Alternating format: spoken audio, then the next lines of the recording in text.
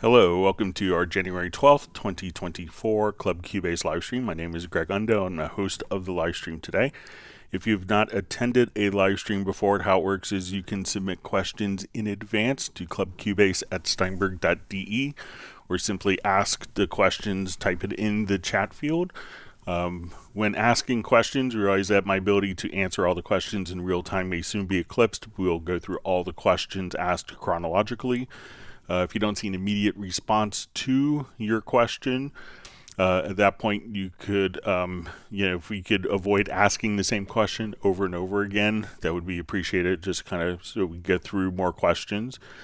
When asking questions, if you could specify which version of Cubase that you're using, such as Cubase LE, AI, Elements, Artist, or Pro, and also if you could specify which version, so if you're running 11, 12, 13, and also if you could specify the operating system, that would be helpful. So if you're running on Mac OS or Windows,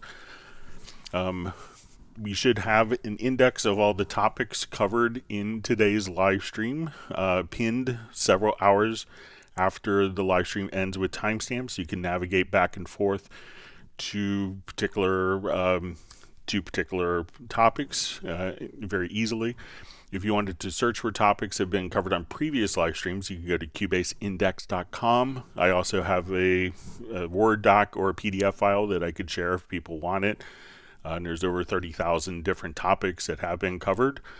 And you could email me at clubcubase@steinberg.de, but we want to give special thanks to Jan from Stockholm for creating cubaseindex.com. We have two people that serve as moderators on the live stream. I'm going to give special thanks to Agent K and Jazz Dude, and also we'll give kudos to Jazz Dude for all of his work, not only in helping people during the live stream, but for his work with the Cubase Nation Discord. So once again, my name is Greg Undo. I'm presenting from outside of Washington, D.C. area in Alexandria, Virginia. I work for Yamaha Corporation of America, and I primarily focus on Steinberg products. And I'm the host. If you're watching this live, please feel free to introduce yourself and tell us where you're from. And with that, we will go ahead and begin. All right, so we have Braxel on, just saying hi to everyone. All right, so we have a question. Hi, Greg, thanks for doing this. In Cubase, different from other DAWs, when I engage auto automation, the values keep after I increase the parameter. How do I make the automation go back to the previous parameter? Thank you very much. All right, so I think this is probably with touch automation mode. All right, so let's say I'm automating this channel right here.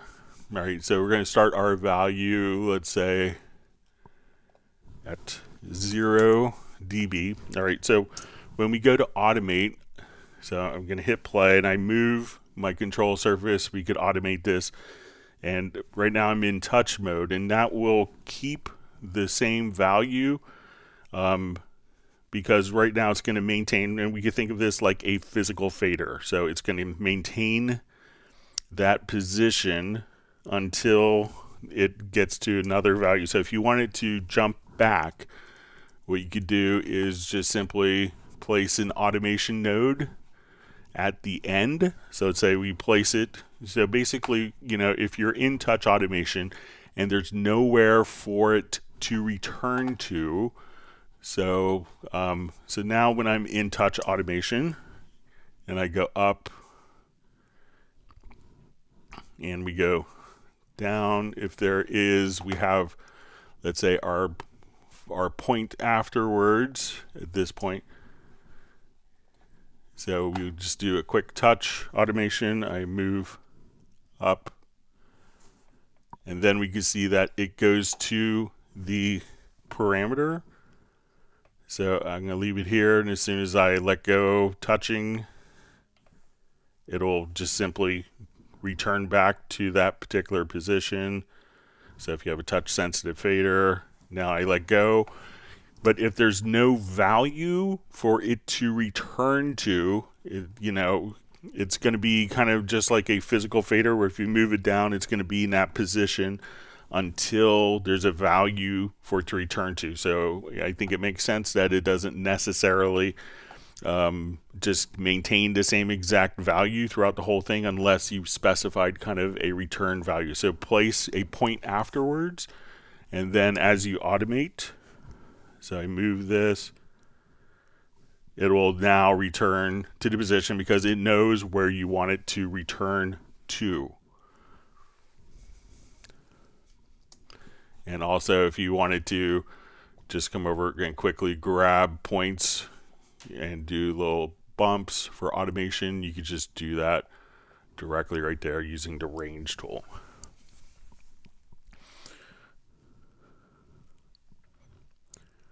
Okay, so we see Stefan from Sweden.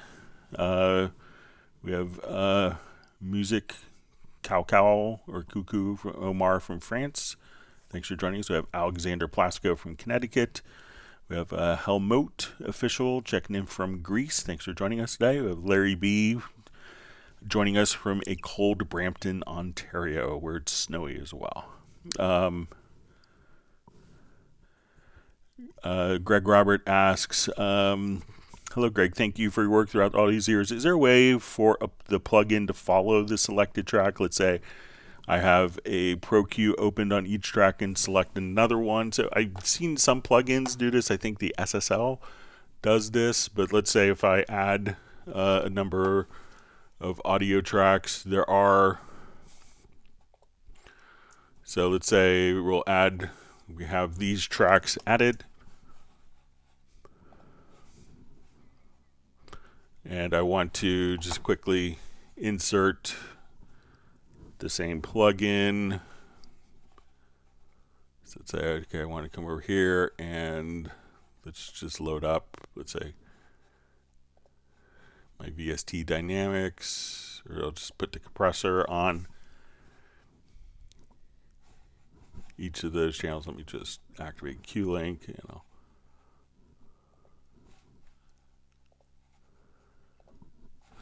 So some plugins are designed to do this. I think maybe the SoftTube does it, and I think the SSL control plugin allows you to do it. One of the things that you can do is just using something like a quick generic remote. If you have it all into the same slot, that you could, if you get to studio setup, let's say we add a generic remote.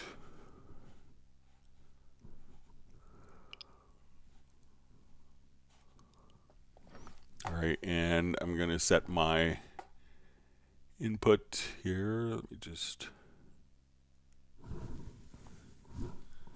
it's not seeing my,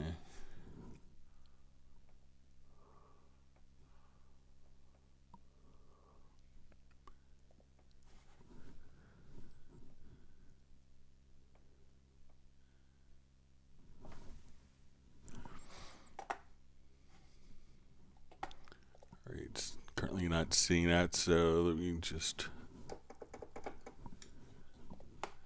come over, make sure I don't have this.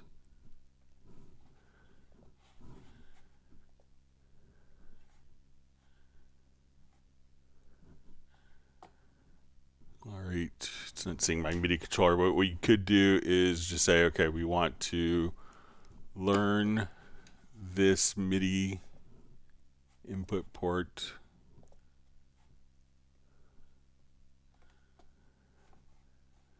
All right, let me see if I could fake it with a different MIDI device that's connected.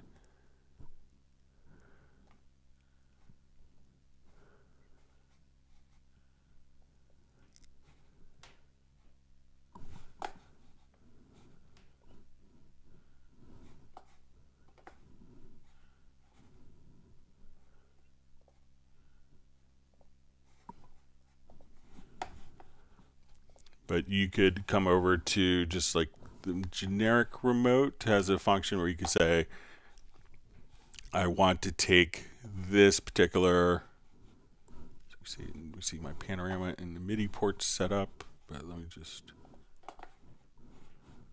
see if we, oh, okay, sorry. Okay, so we see our panorama here. And I'm going to say every time I hit a particular key, so I'm going to learn this key.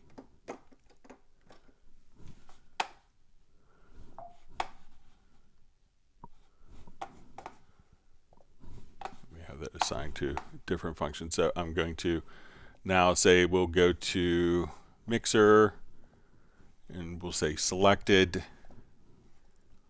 and we'll go to inserts, insert one, and we'll say edit.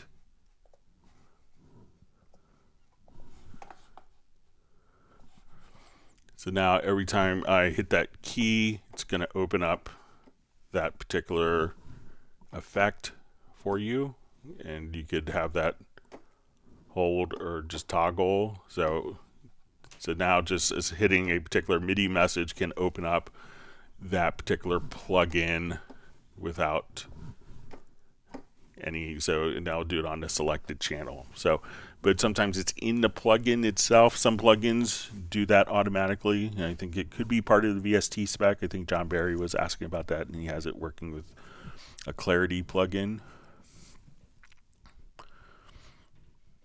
All right, we see Robbie Bowling checking in from very cold Texas. I believe he was in the Dallas area. Uno Memento checking in from Finland. Thanks for being on.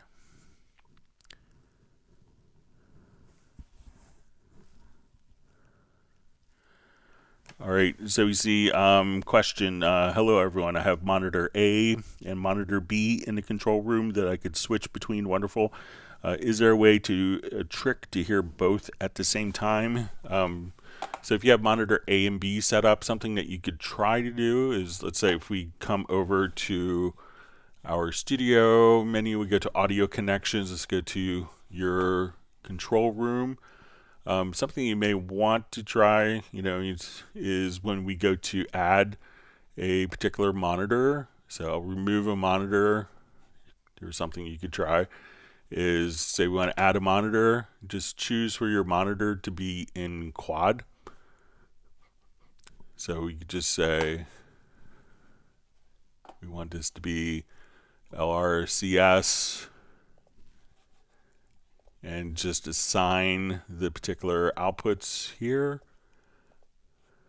So you might be able to do it just like this, and there could be a preference if you can't keep like both of the stereo ones open, but if you go to your preferences to control room, make sure that there's a preference here for exclusive device ports for monitor channels. You could uncheck that, but try setting up as a quad, and that may work for you.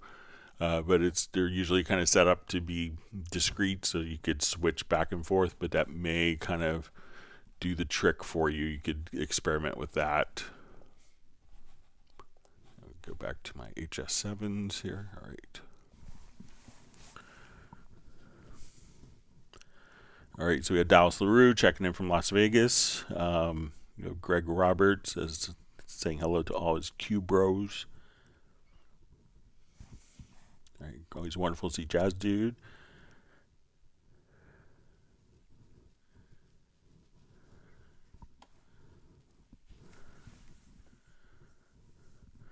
All right, so we see I'm on Mac. I've upgraded to Cubase 13 when released, but audio performance indicator doesn't stop jumping and picking even if the project is empty. When I add new VST, it begins to crash. So check to make sure that all of your plugins are updated. So, I've run into people that were running, that were running VST3 plugins, but that weren't optimized, especially if you're on Apple Silicon. So make sure that all of your plugins that you're using are Apple Silicon based. Because you could have VST3 plugins, but they may not be optimized, which will show up, but depending on the third-party plugin, maybe the particular plugin isn't optimized for Apple Silicon. So they can all do it, but a lot of the plugins maybe haven't been optimized for that. So I've had similar people just kind of update. So I'm not sure if you're running in Apple Silicon or not. I know some people that had UAD plugins, a lot of people that had UAD plugins were running in Rosetta mode for compatibility, and then, got the latest versions of those plugins, which are now VST3, and, all their problems went away, very similar to what you described once they upgraded to the VST3 Apple Silicon versions.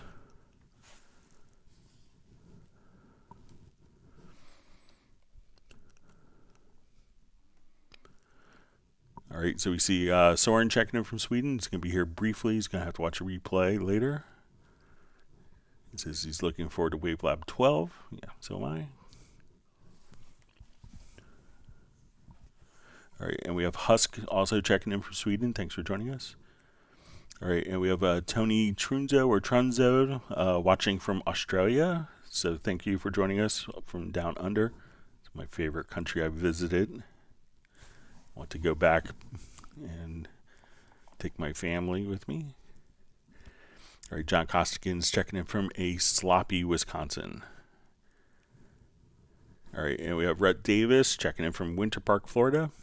Nice to speak with you yesterday, Rhett. Glad we got your problem sorted out. And with Nick from Essex in the UK, just asking if it's spring yet. John Barry checking in from the English Riviera. All right, we see Aaron T Music is just asking for favorite mastering chains plugins. Anyone? So ones that I would always explore. A lot of times for mastering, kind of a surgical EQ is really nice. So you check out the frequency EQ, and this also can function as a dynamic EQ. And if you wanted to kind of see all of the different settings for each of the bands, you could click right over here. So you don't have kind of necessarily, you could see each of the different controls for sidechain and dynamics for each band as they're selected here. This will also allow you to choose between mid-side, so you could have separate EQ bands for mid and side, as well as left-right with a single band. And they could have different Q factors as well. So that's a wonderful plugin for like surgical EQs. If I was going to be doing, there's quite a number of different dynamics processors. So the brick wall limiter is always a great plugin to work with. A lot of people put this post fader.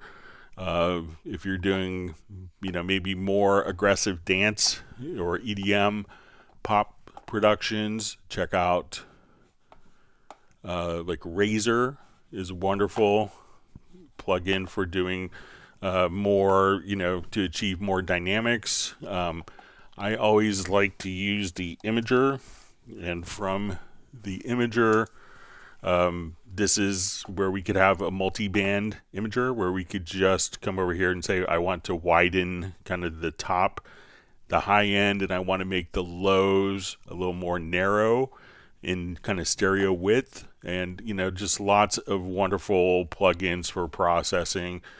Some people, if you want to get into, maybe like for a rock thing, if you wanted, you could get into Magneto 2 for kind of analog tape saturation. So that's a wonderful plugin. You could put it into dual mode where it's basically like running through the circuitry twice. So those are some great plugin choices for like a mastering solution, and maybe others could share theirs that they use. All right, and we have Fabio checking in. Thanks for joining us. We have Jared Marlin saying hello. We have Michael Nakabayashi just saying thanks, Greg. You had asked questions earlier. All right, and we have Val checking in from Vienna. Always great to have you on. Sorry, my chat field just jumped. All right, AUL asks Cubase 13 Pro, is it possible to select MIDI events of a certain note using the new area select tool? So with the range tool, it's going to be for kind of all of the particular notes. So let's say if I come, we have MIDI notes.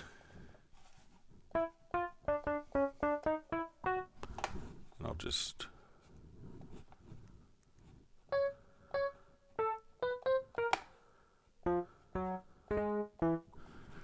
All right, so let's take a look at this. So let's say if I want to, select just those particular notes, we could do that. But when we use the range tool, we can think of the range tool as more for time-based, and that's going to be for all of the frequencies. But we would just kind of use the traditional kind of lasso with the range tool just to select the particular notes. So we could do it kind of on a vertical axis, but with the range tool, we can't, it's going to be for all of the time. So.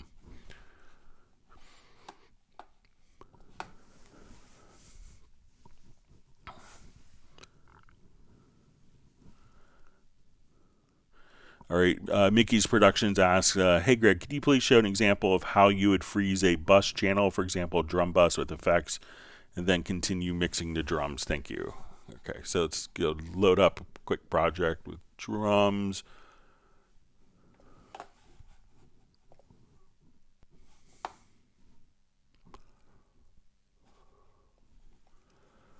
Okay, so I'm going to take all of my drums here, and let's send it to group channel. And let's say on my group, I want to run maybe just put on envelope shaper.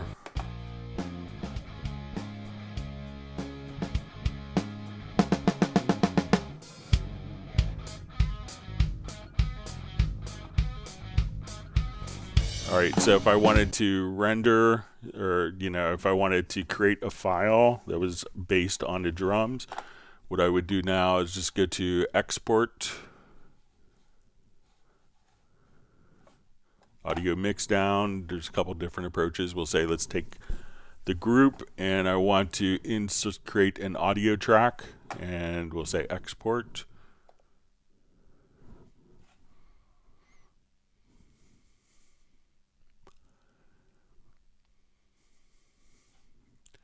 And now I could just come over here, and these are my drum tracks that have been exported with the processing. Another method to do this is just to say, okay, I want to take all of these tracks. Let's go to our edit menu to render in place. We'll go to our render settings. We'll say our complete signal path, which will include the groups as well. So we'll just come over now and say, okay, this is going to be our drum bus mix. And now when I say render, let me just check one setting here before I make a mistake. So we'll say, when we go to our render in place, we're going to say mix down to one audio file. So I select all of the multiple drum tracks,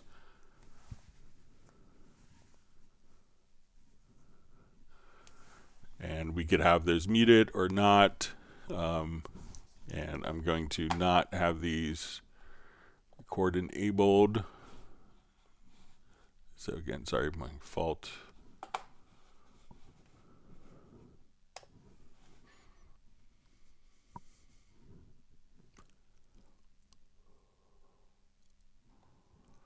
And there's all of my drums that are rendered in place with all of the processing down to a single file.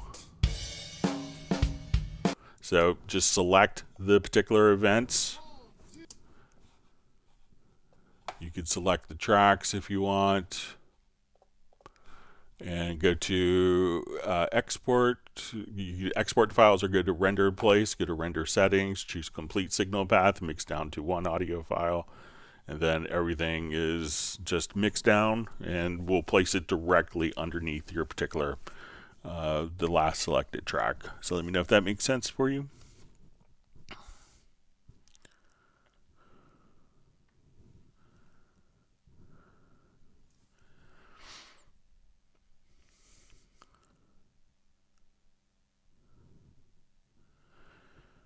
All right, so we see from Esteban Carlos Benson says he's demonstrating the older way to do MIDI mapping. So with the new MIDI remote, and I'll just check again, like we can have the particular function open up a particular, with the generic MIDI remote, we could say if you have your plugin, let's say always on insert 7, at that point you could just you could say go to insert 7 specifically. And I think in the new MIDI remote, I'll just check to make sure when we go to the selected track that we can, I don't think we could go to a very specific, so let's go to, let's say our selected track, to inserts. So we can see our insert viewer.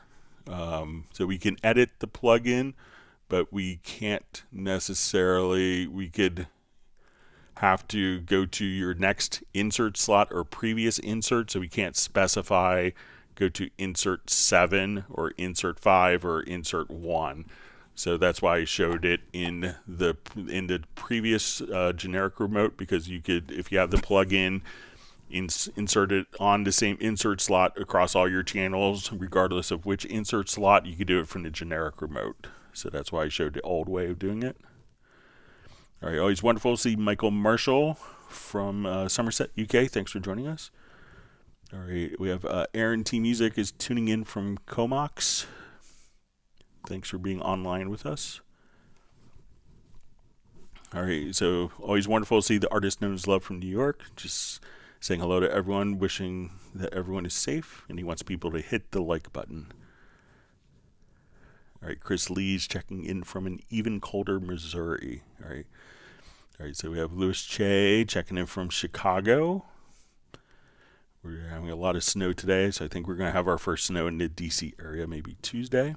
All right, and Michael Teens is checking in from Weatherford, Texas, and followed right by Gareth from Moonbase Alpha. So I'm glad that we finally have someone, a lunar attendee.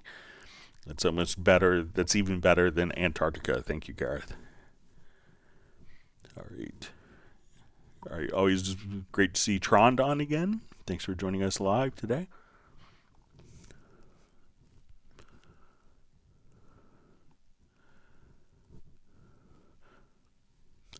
Okay. All right. So we have Tony just asked, "Hi, Greg. When I'm on the project page and I scroll from left to right in the project, I can't get the middle of the project.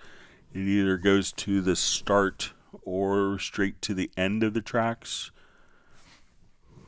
Okay. So let's go take a look. All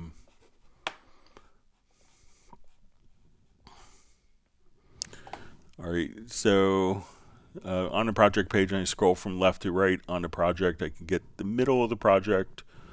It says I can't get to the middle of the project. So if you just hold down Shift, does this work? And I'm using the mouse scroll wheel while holding down the Shift key to see if this will get you to the middle. So here I'm at the middle of the project. I'm at the start of the project. And even if we wanted to activate kind of the project overview here, we could just kind of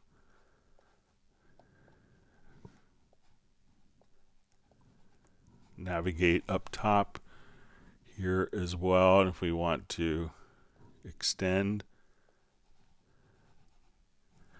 so if you activate the project overview, you can just come over here, but there's also just kind of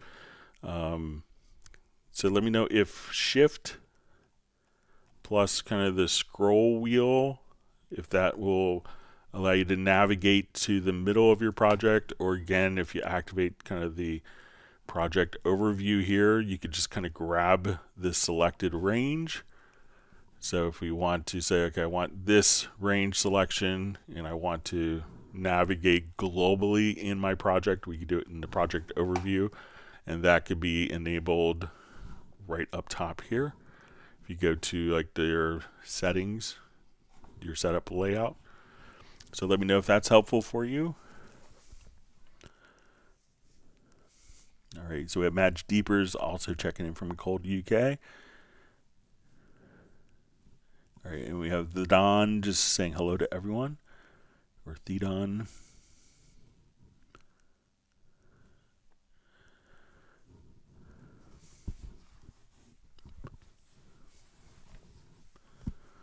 All right, so we see Michael Teams has already began his virtual ice cream distribution. I think people in the UK and the United States may want to have. We'll see if Michael Pierce can suggest a soup recipe for us today.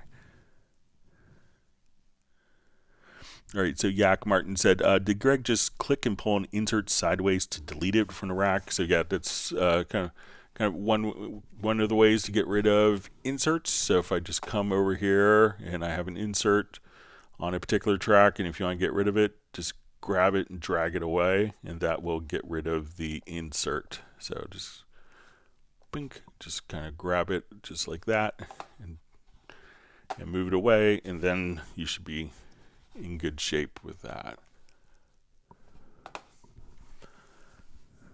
So we'll give you that tip today, Yak. All right, so we have Roland checking in from the south coast of England, checking in for a short while today, but we'll catch up later. So thanks for making it. All right.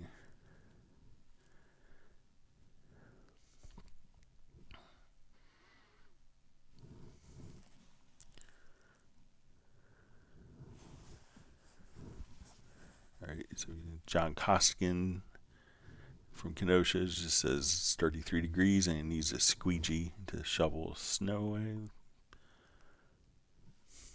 Jazz Dude has a great description of envelope shaper equals the punch you in the face plugin.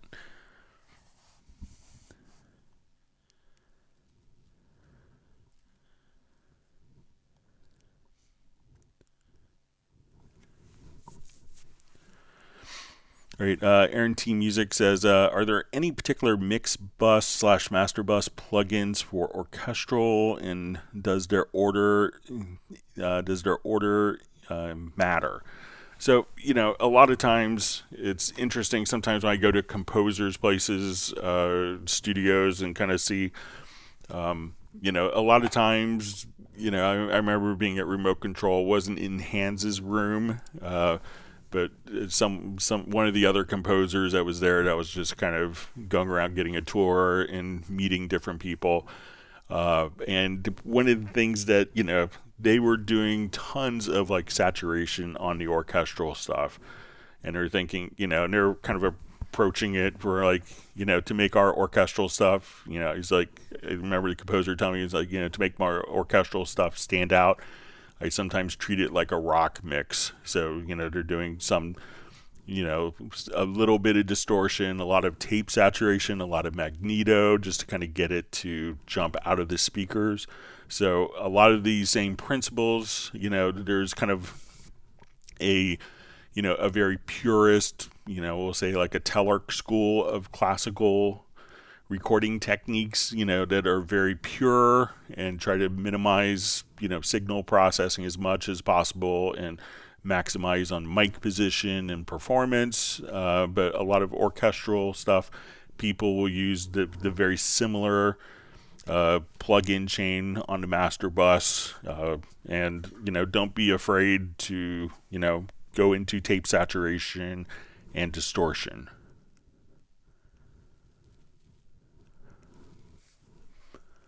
Okay.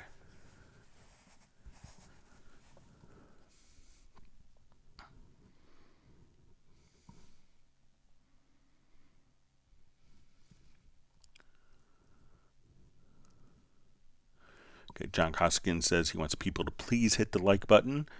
Always wonderful to see Brian Sawyer Sr. from Beulahville, North Carolina. Thanks for joining us today. And we see Benny from Sweden. All right, and Peter's joining from Montreal. And we see Matt Elston on. Thanks for being a loyal attendee.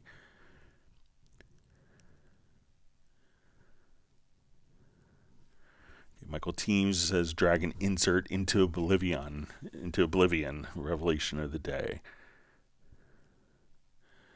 All right, so we see from Alan Bijou, can we snap an automation?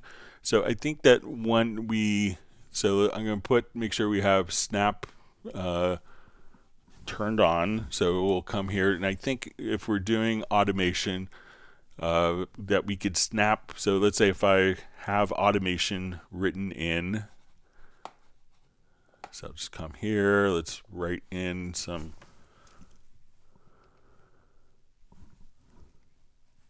just find a fader here real quick.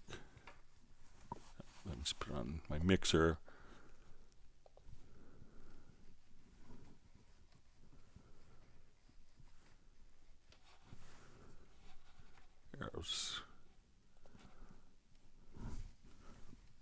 Okay, so let's say if I write an automation in here,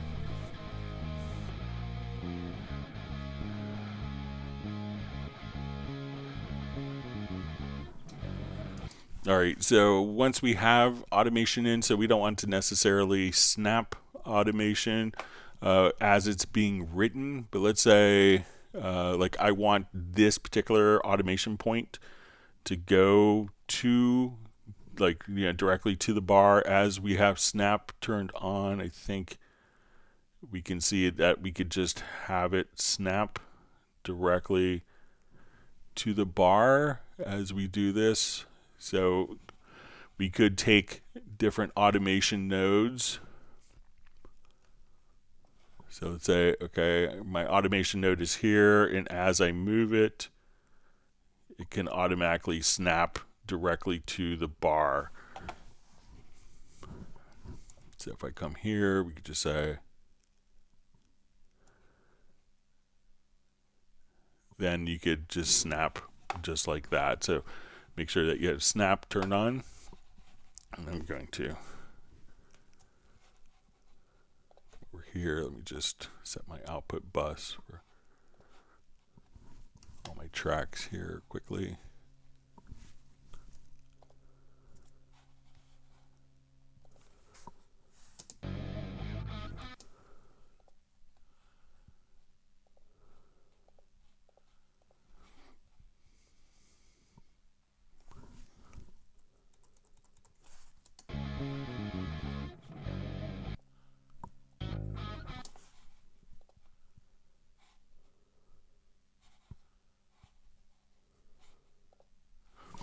All right, so let's go to next.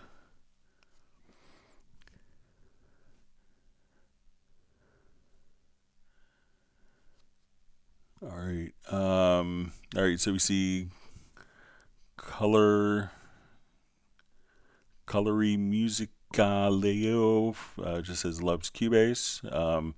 We have Gary Ward saying hi from Zephyrillis. All right, so we have Sensio of Song says thank you for all the wisdom you lent me over the years from Bellevue American Music. So yeah, I miss going to Bellevue American Music. It's always one of my favorite places. And there's a great Thai restaurant right around the corner from there. All right, so we see Fujimoto. Wonderful to see you on, Fuji. Thanks for joining us. And she's saying a great tip for orchestral mixing.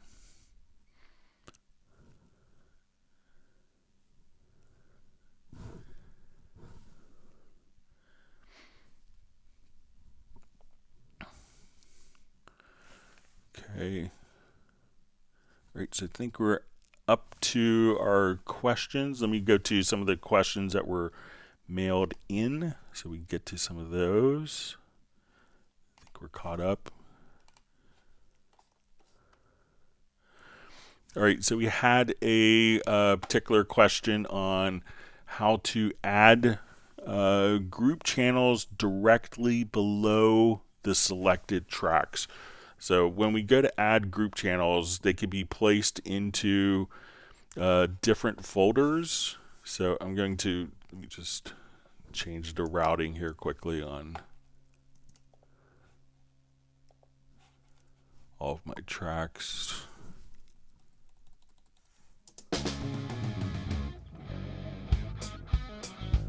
Okay, so when we go to add a group channel, all right, so let's say I select these. There's, an easy way to add the group channel is to select the particular tracks, and then we will come over here and say add group channel to selected channels. Now there's this little folder set up. And what this is going to allow you to do is, if we choose create inside folder, which I believe is the default state, we will say add track. And then as we do this, we now have this group channel placed directly into a groups folder on the project window. And when we do this, we can scroll all the way over and see our group channel here, but we may want the group channel to go directly below the last selected channel. So to do that, what we're going to do is to select all of the particular tracks, right click again, we go to add track, and then we will choose group channel to selected channels. And for our folder setup, we're going to not place it into a folder, we're going to place it outside of the folder. And we can think of create outside folder as below last selected track. So we'll come right over here, it will hit add track, and now we can see that our group has been added. It doesn't get added into a brand new folder called groups, but it gets added directly below the last selected track. So when we come to do all of our editing of the particular group, we can now come over here and see our group.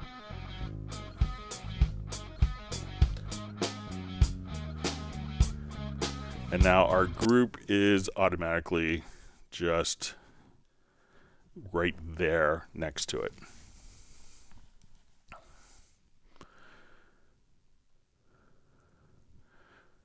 Okay, so we had another question about multiple outs on a multi-timbral instrument. So let me just jump to this project here. All right, so the question is, I got one more question in mind. When I open up a multi-timbral VST instrument and activate multi-outs, I've noticed that the faders in the inspector section don't update when I switch tracks. Even if I select a sub output, the main output fader remains displayed in the new channel zone. Displayed in the new channel zone, the same thing happens.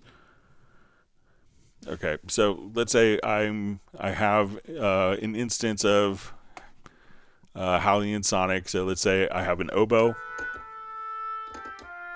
and let's say I have cello.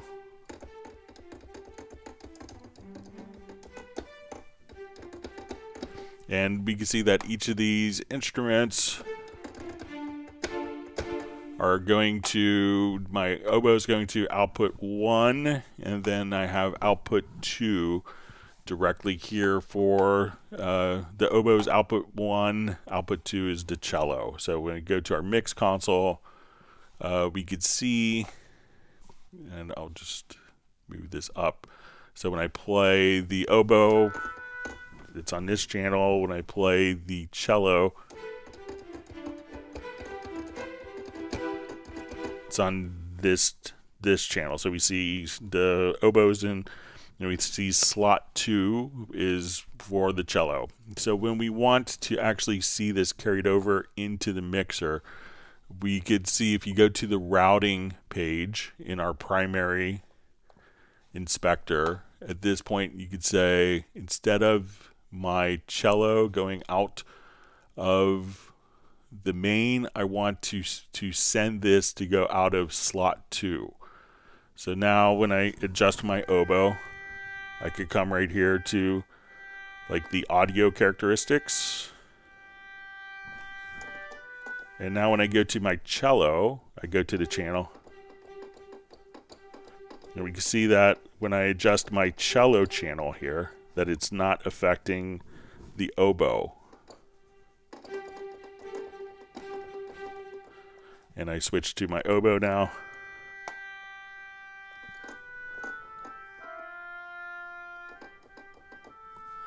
So when I go back and forth, these faders here, and when we have on a MIDI track, for instance, this fader would control the MIDI volume. And I think if we go to the fader here, that's controlling MIDI, but here on the new inspector design, we always see the audio characteristics of your multi-out instrument. And those would work independently. So if I want both to play at the same time.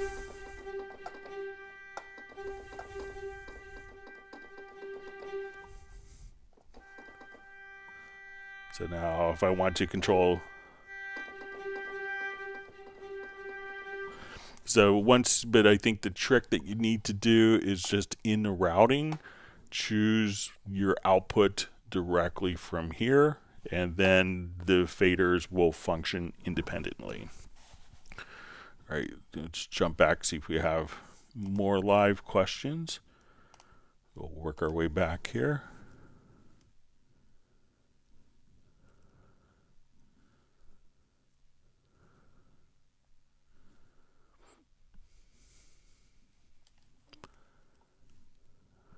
All right.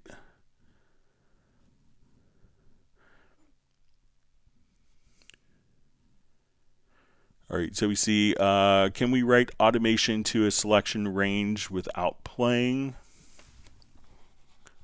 Okay. So let's come over here. So let's go to,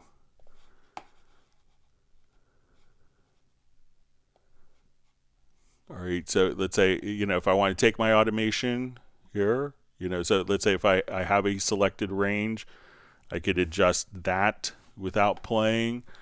And let's say if I have this set up, I have my left and right locator.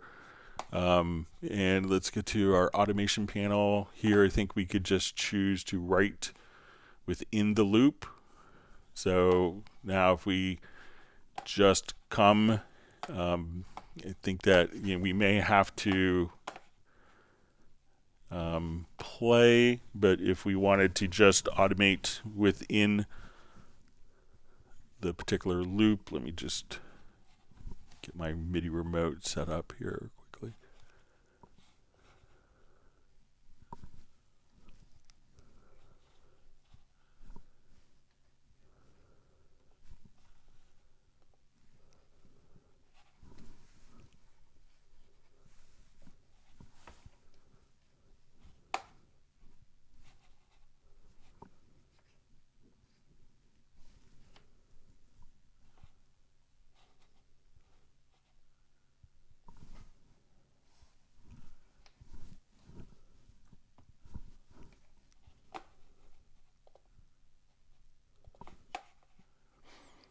All right, so let's say if we have our loop set up here, if we're just kind of playing,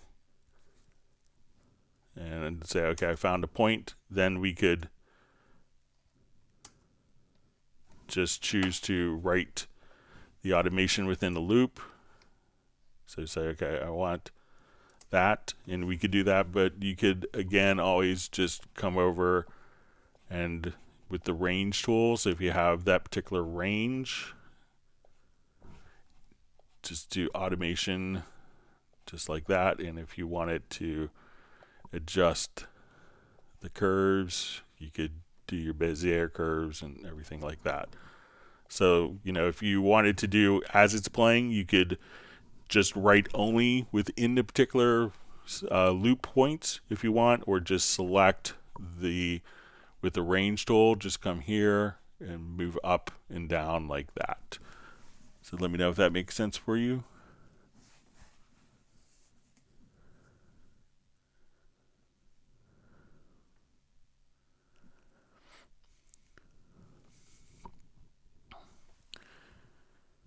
All right, so we see from Colory Music, Aleo just says I really missed the silver colors that Cubase had. So if you could let me know like which version that had the silvery colors for you that you liked. But there's a lot of settings that you could make. So, but obviously interfaces evolve over time. All right, so we see TZ just says, what are you doing? So I'm not sure if it was with a particular topic I was going over, but the live streams, what we do is just simply you know, if as you ask questions, we will go through and answer them for you.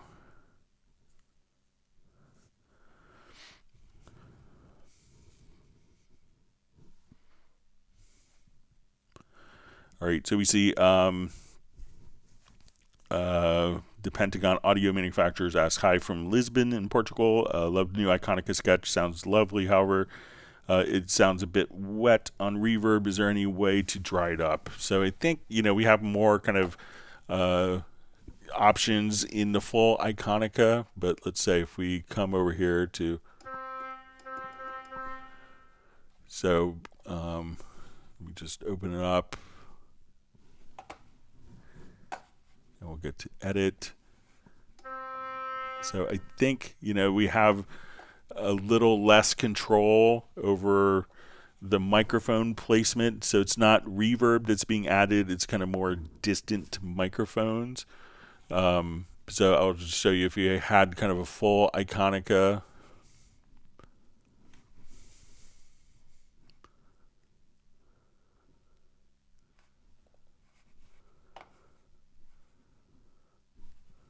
All right, so let's say we'll load up an oboe patch here.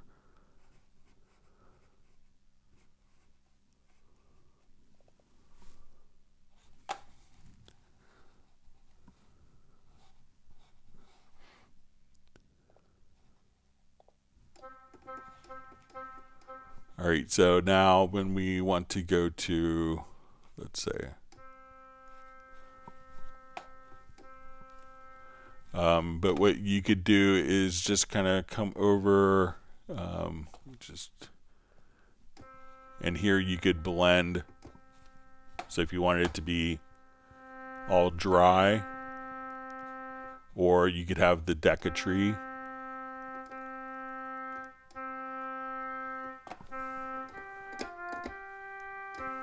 But I don't think that that's available in Sketch, and it's, you know, because it is, you know, a significantly smaller library, so you kind of have the ambience, you know, blended in so that it's not completely dry. So they try to find a balance between too wet and too dry. But if you if you purchased a full Iconica, you have control over that. All right, we see Mark Rabin on from Montana, and we see that Stella is joining him.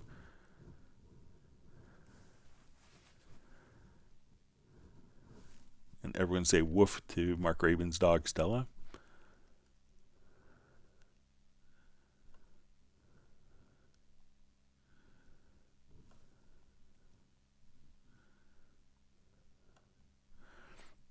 All right.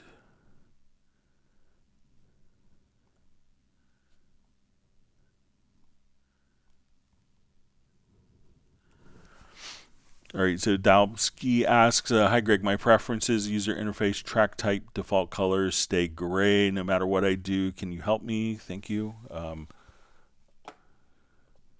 Okay, so we'll just do a new project here. All right, so let's go to the preferences.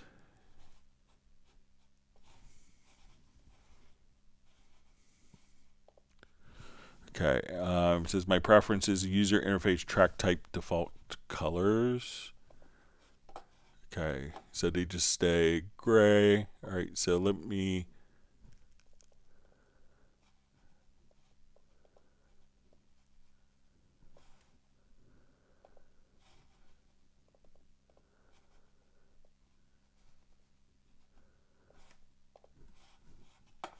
Okay, so I'm going to apply. Let's add an audio track. And let me just try another preference here. It may be conflicting with it. So if we go to, so make sure that auto tracks channel color mode is set to default color. So let's see if now when I add an audio track that will work. I add a MIDI track. we get this color. So when you have those preferences set for your default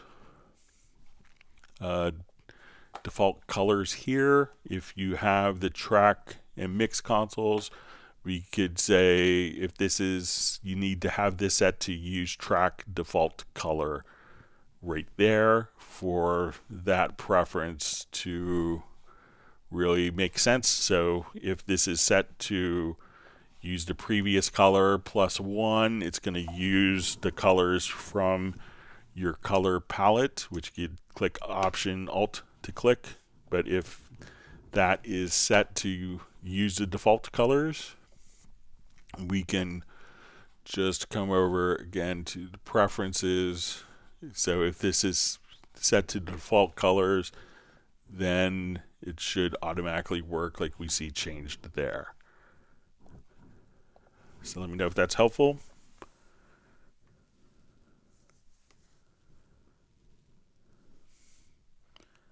All right, so we have RFB checking in from Holland. Thanks for joining. Hope you're well.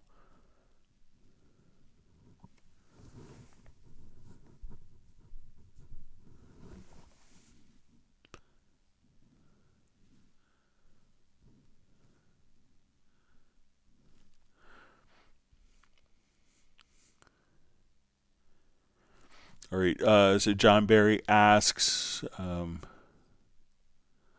Greg, could you explain the use of profiles again?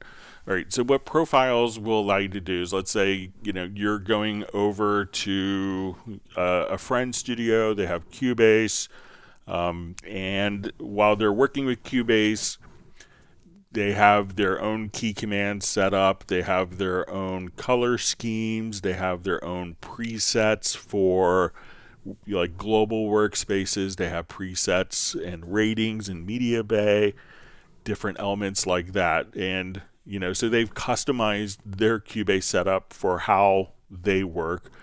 The color, so different aspects, preferences, key commands, etc. So if you want to go over there and have your key commands, your macros, your plugin presets, your track presets that you've made, and have those environments in another facility that's running Cubase, what you could do is go to the profile manager and export your profile, go into a different facility that's running Cubase that has it completely customized for themselves, and simply import your profile into their system. It's a good idea maybe to export their profile for them, just as a courtesy. And once you've exported the profile, you could now, take all of your settings, all of your ways that you've customized Cubase for you, and import that and have your Cubase experience on a different computer. And this is also good if you've tweaked out your Cubase over the years and you're getting a new studio computer. What you could do at that point is just simply export your profile. And we can see here, this is, I imported from my previous laptop when I switched out for work. I had an i9 MacBook, and instead to copying over files manually, I exported the profile to a particular thumb drive, and I imported that directly into my new computer, and all of my settings were automatically carried over. I see this a lot also, when we do, we used to have NAMM shows, and we would have guest artists come, and they would bring a project, and the last thing you want to do is have an artist who's customized the key commands for themselves not have all their key commands available when they're doing a demonstration. So I remember Teddy Riley had customized all of his keyboard shortcuts for his Cubase setup, and it used to be in previous years before we had a profile, copying over all these files manually so that his key commands would work the same way, that he's so kind of muscle memory ingrained in him. So that was always a problem, having someone else jump into your, because Cubase is highly customizable. So if someone customizes it and you jump into their studio and it's completely different how it's customized, what you can do now is just carry on a USB flash drive, simply carry your profile with you on a flash drive and load it up, and you can work exactly how you want without consequences for affecting the other person's setup. So everyone should go through and just save a user profile and put it into a different area in case your computer completely dies. All your Cubase settings will be preserved in your profile.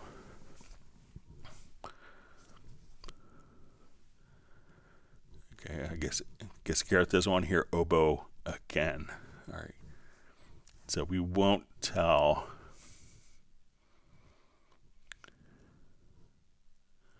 We have people that play oboe there in the live stream, so.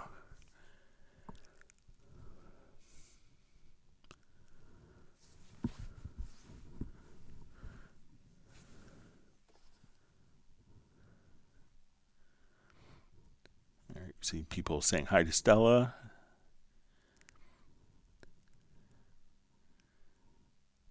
See a lot of people are working on keeping warm, so that's a good thing.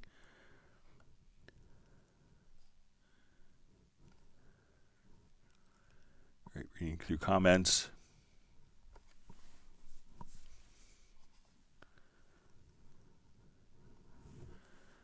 All right, so we have Aaron T. Music says minus 11 outside where he's at, and he's on the ocean, so the humidity gets to your bones. Good luck staying warm.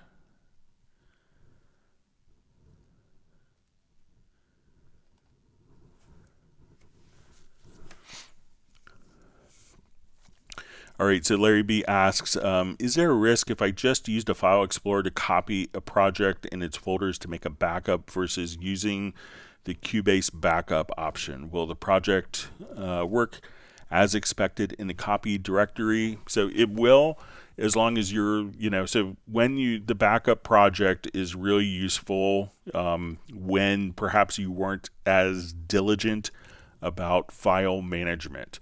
So if you have files that are imported from different folders and you haven't set up Cubase to automatically place imported files into the project folder, the backup project is really handy for consolidating all of the files into a known location. So if you start off and you have each project, in its own unique folder, there's no consequences to dragging and every audio file, every, sampler track that's been created, as long as it's all within the same folder, you could copy it and have no problems. What some people end up doing is doing an entire album and putting like multiple projects into the same folder. So the ideal method is to have each folder each project to have its own unique folder and then you could just drag the folder to back up and archive. If you're not diligent with your file management, that's when the backup project can really come in handy, because what that will do is when you go to back up a project is this will ask you, okay, we're going to create a new folder. Say, okay, it won't allow you to put it into an existing folder. So we'll say back up. And when we do this, the backup function also has a couple of other handy things. One is, let's say you have recordings. You recorded 57 seconds of a guitar part and you used 14 seconds of it. Do you want to copy over the extra, 43 seconds of guitar? The audio that wasn't actually used in the project. So over time, there could be lots of audio recordings in a project that aren't used. Maybe you don't want to copy that over straight away. Maybe you do in case you need to access particular files. But if you wanted to minimize the audio files, if you wanted to make the direct offline processing permanent so that you don't have an edits folder, you can remove unused files. You could choose not to back up. You don't have to back up a mixdown folder. So this can kind of clean up some of the audio managements of files that aren't being used, or portions of files that aren't being used. So that's when the backup project is good for. But if you've been careful with your file management, you could just drag it over and there's no consequences with that. So.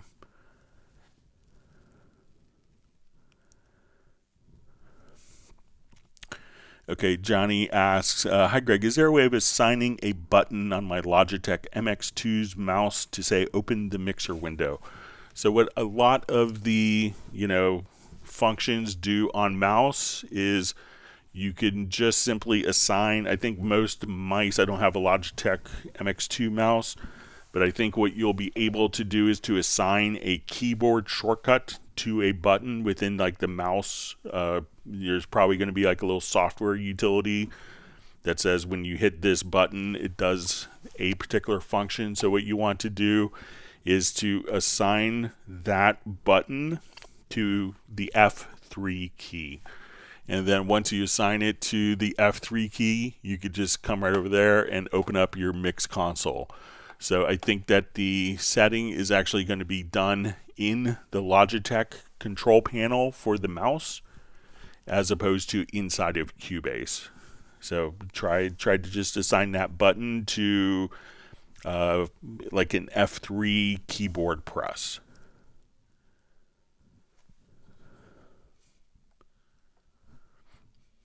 All right.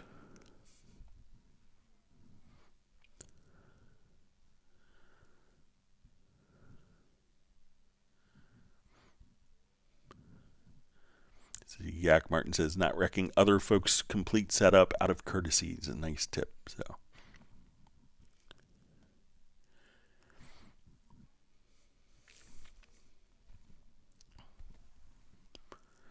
yeah, it's always interesting with like key commands. When I go to like Composer Studios, they all have kind of agreed upon, keyboard shortcuts that they work with, so that anyone could be on anyone's system and kind of function the same way. So.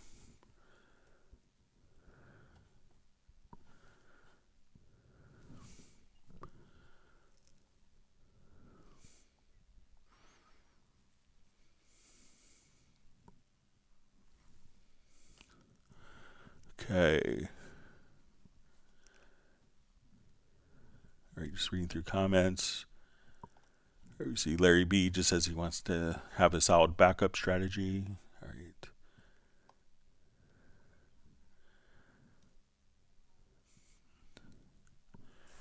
All right, see Michael Teams diligently distributing ice cream when everyone's freezing, apparently. But ice cream is good any temperature. All right. All right, so we see from Smith Audio asks, when we could link MIDI track with VST outputs, when will we get folder track with automatic routing? Thank you for your time. Okay, so if you want folder tracks with automatic, again, we could think of folders in Cubase as containing, multiple types of tracks. So not all the tracks in a folder are, pass audio. But if you wanted to, let's say I wanted to take these two tracks, and let me just add some more audio tracks here.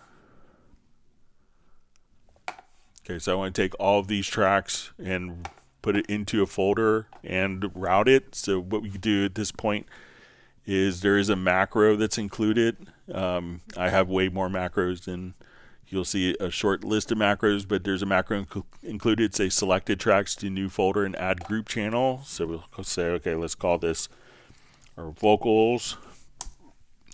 And now all the tracks have been placed into a folder. You have the group channel directly there. And so you could just do it just like that if you wanted to. But again, we could have different types of tracks in our folders. So our folders could contain, automation, could contain a chord track, could contain an arranger track. So there's all sorts of different types of tracks that can be contained in folders that don't have any audio characteristics in it. All right, and we see when can we link, so in the first question, when we could link MIDI tracks with VST outputs. So, you know, if we add, so let's say I add a, I'll just add a multi-timbral instrument. So let's say we'll do a Hallian Sonic here, and this is going to, all right, so I have that instrument there. I have a different sound on channel 2. So I'm going to add, let's say below this, I'm going to add a MIDI track. We'll set it to channel 2. So this is going to play back that sound, this MIDI track here. So if in the instrument itself, we could just say, okay, this is going to output 2. All we have to do again is say, we'll play this. And in 13, we could just say, okay, let's say I want to now have this play out of slot 2, so that just like we showed earlier. And this is, so at this point, these are going out of, we could set just right here, the actual output. So you can see your 16 outputs directly from your virtual instrument. So, and that's obviously a MIDI track, so you could set the outputs right there. So let me know if that is helpful for you.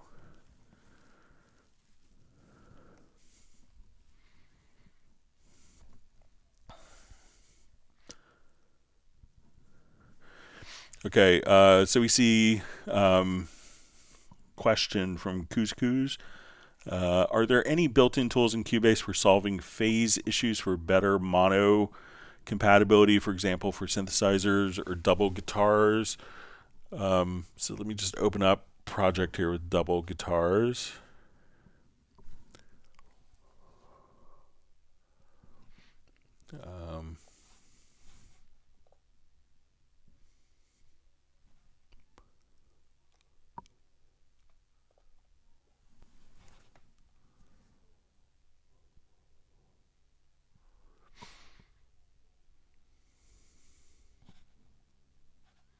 All right, and I'm just going to split this quickly.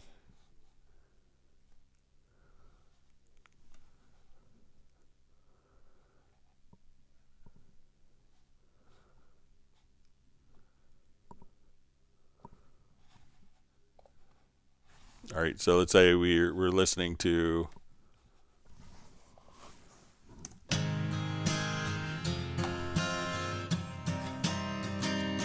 all right, so one of the things that you could do is if we go to like your control room inserts, or you could open up supervision,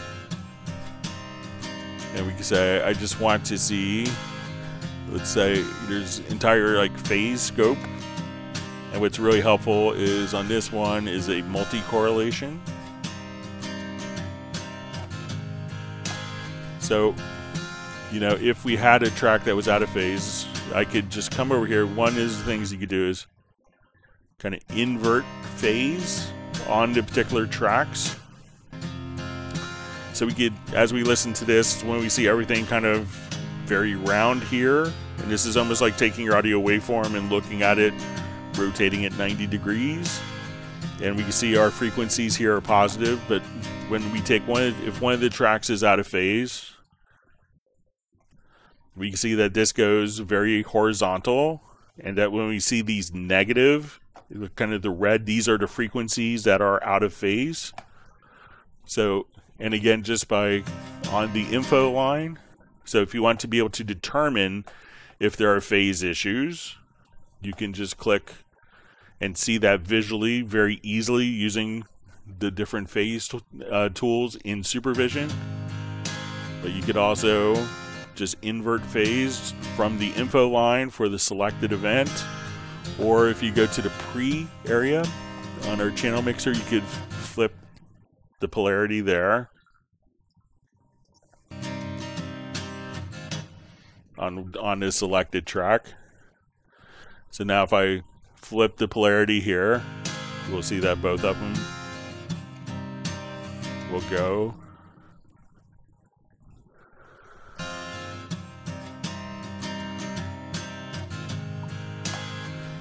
So, those are tools. And also what you could do if you have tracks that are, let's say you have a delay between tracks. So let's say this one is like the microphone positioning is slightly off. So I'm going to come over here and just change the start position. So let's say,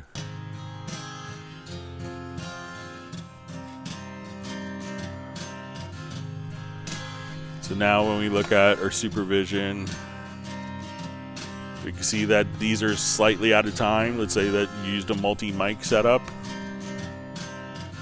Is we can say I want to go to my audio alignment, and we'll say let's add this track as a reference, and let's add this track as a target, and align the audio.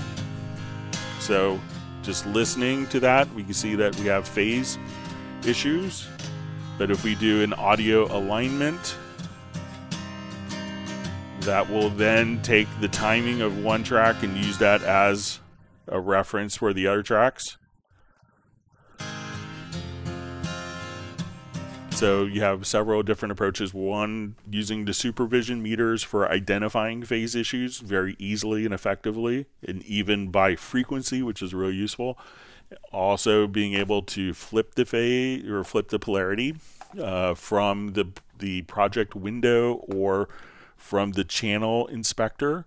So it's a benefit of the channel inspector. You have the pre-section here, so you have the phase inversion or the polarity inversion. And also just being able to use the audio alignment functions, where you could take two tracks where the microphones are maybe capturing the signal at different times, and just simply do a quick audio alignment of the guitars or other sources just like that. So let me know if that's helpful.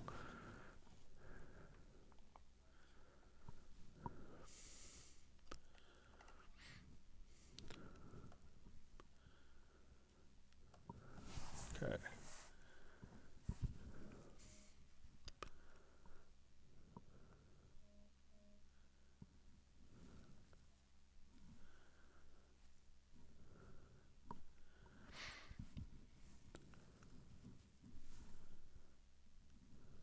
All right, so we see Mark Raven is giving Michael Teams.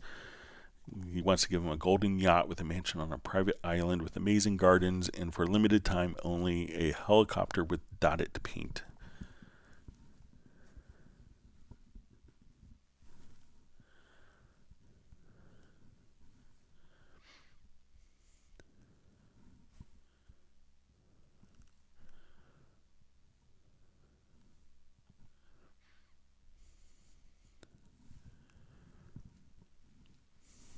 All right, just reading through comments.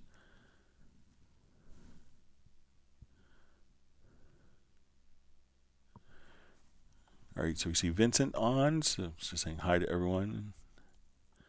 Thanks for joining us. All right, we have Cubase X on, saying hi to the Club Cubase family.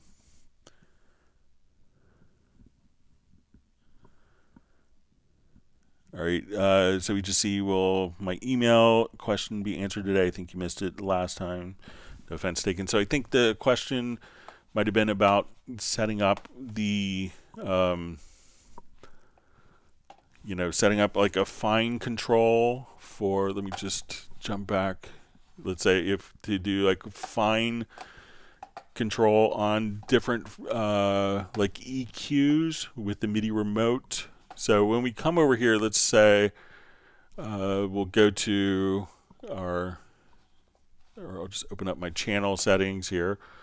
So let's say on this particular one, I'm going to adjust my Q here. So when we go to control, like let's say our frequency here, like as we adjust in kind of fine details, like we see that the frequency here will kind of jump, and there isn't necessarily kind of a fine control of the plugin parameters. So depending on the parameter control here, we may notice that when we go to adjust the value, that we don't go from 16, 15 straight to 16, 16. So because otherwise you may have to have like 20,000 values for changing the EQ.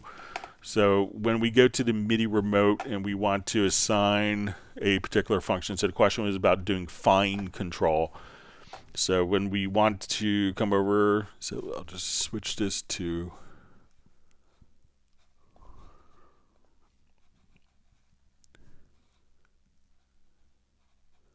my untitled page here.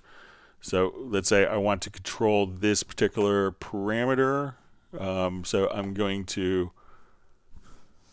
adjust this parameter here, and so we'll apply the mapping. So when we look at the frequency graph here, it doesn't necessarily go down to the same level of control. But you could always kind of type in the value, but I think that's just how the plugin is going. But let's come over. Now there's also, and you'd shared kind of some values depending upon your MIDI controller as well. When we go to, let's say, our setup window, and we look at our particular controller here. So let's say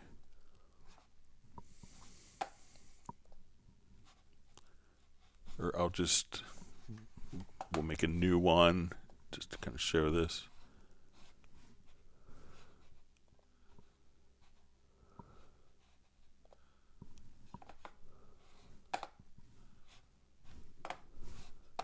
All right, let me just make a new one here.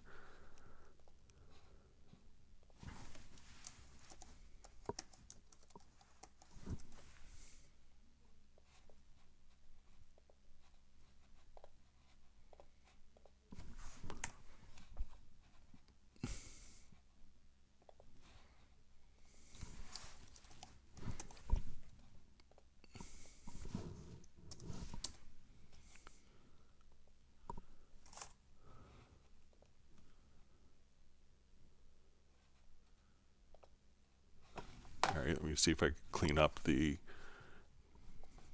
port here.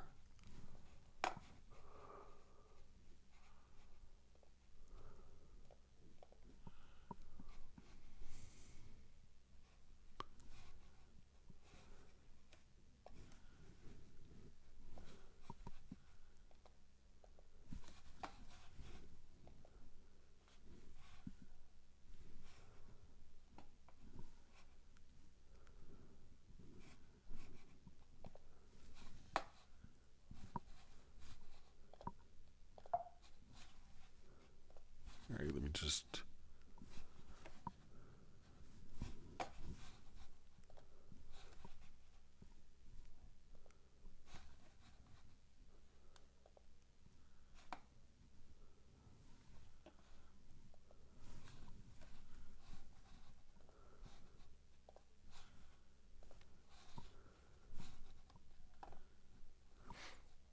Okay, so we'll make a brand new controller.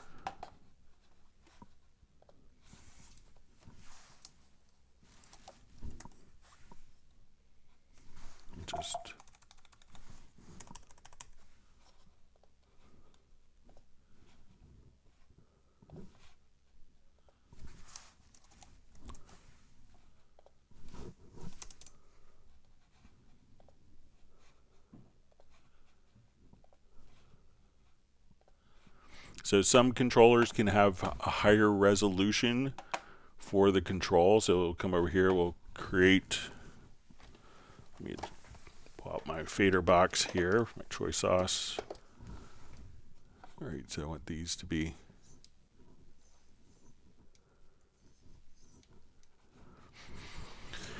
that, depending on the particular controller is, you could just come over here and you could set the resolution to 14-bit. So depending if your MIDI controller can do high resolution 14-bit, some controllers are set up to do that. Then you could have finer control, but it's also dealing with the plugin and how the plugin is going to respond and kind of allocate. If you have 128 values or 1,024 values, but there's 20,000 potential values in the plugin, it's going to kind of scale between it. But I don't think, I think you could be able to dial in the frequency pretty easily regardless.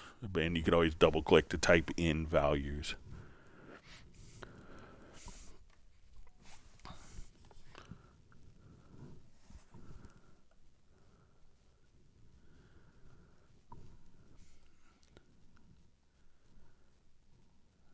Reading through comments.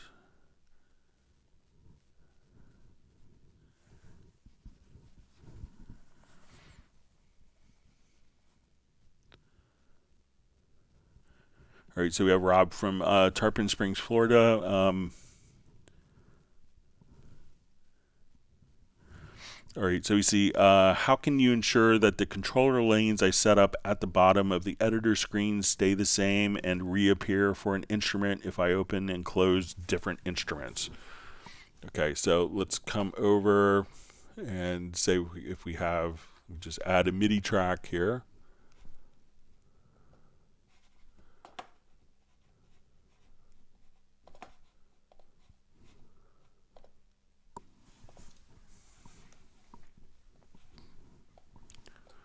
Okay, and we want to have particular controller lanes open. So let's say we come over. So let's say it sounds like, just make sure, so you want to stay the same and reappear for every instrument. So let's say I want my controllers, I want to see velocity. Let's say we'll do modulation, expression, and volume.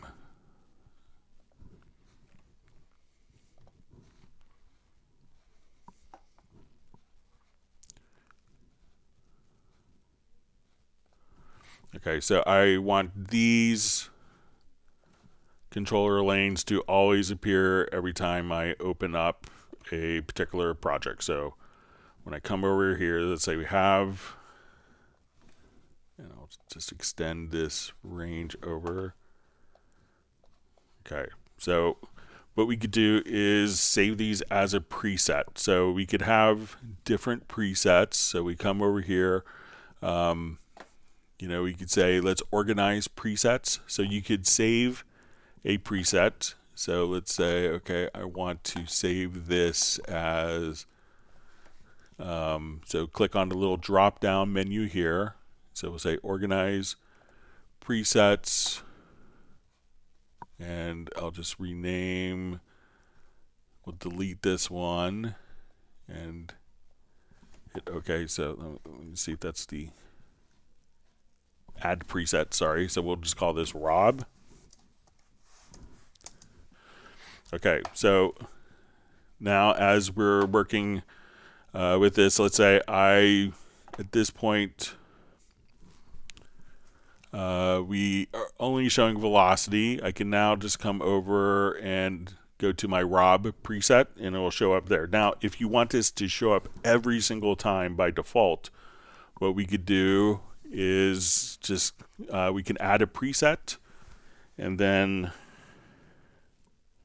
sorry, I have a quick call and respond to someone. So if we want this to always be available every time, I think if we just call this preset default, that now when we do a new project, we add an instrument track, we will create an event that now every time we start off, these particular presets will automatically be there. So let's say if I just select this and we hit Control E, that you could have those saved by default. And depending on your vertical height, you may notice that you could just come over here. So we see not enough space for the vertical height. So try saving adding a preset and saving it as default. And I think that it will kind of make sense for you, and then that will show up as your default values in every particular future session that you are working with. All right, just respond quickly, someone.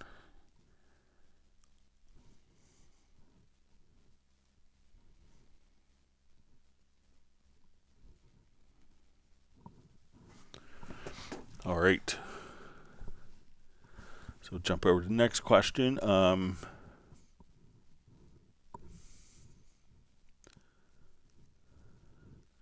right. So we have Semog Engineering. So thanks for joining us.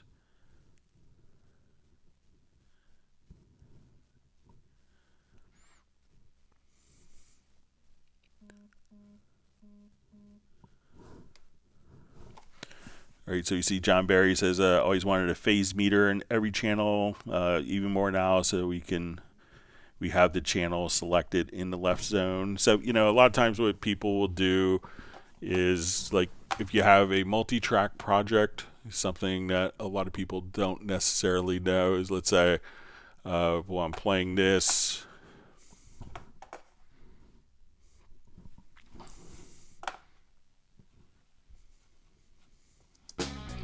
So say, okay, I have my, so say I want to take this one that you could sidechain. So we could say, okay, I want to just see like so at this point we could just choose different sidechain inputs if you wanted to as well, or if we just kind of solo particular tracks. So we could say, so we say, okay, now I just want to look at my guitar.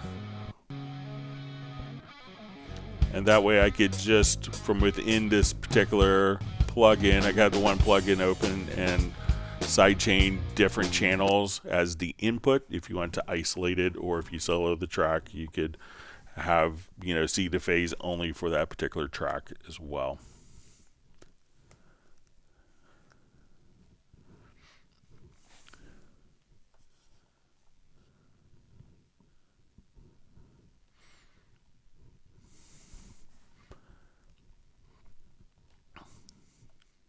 All right.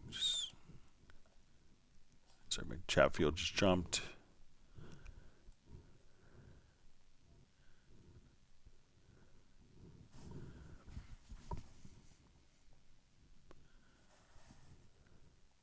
All right. Glad that Marcos can make it today. All right, we see Gareth is installing Windows 11 and drivers. Good luck with that.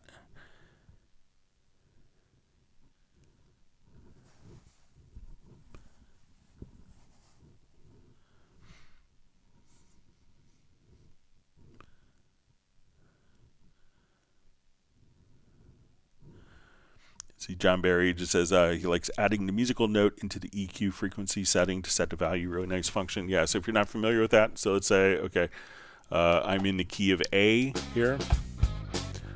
So if I wanted to go to my bass part, and this is like a really cool thing you could do, is let's say, okay, if we know kind of what the key of the song is, I'll just come here to the frequency and I'll type in A2. And now when I turn it on, we could just add gain and say, okay, here I want it to be A4. So double click, type in A4. And then as we come here, we could adjust our Q.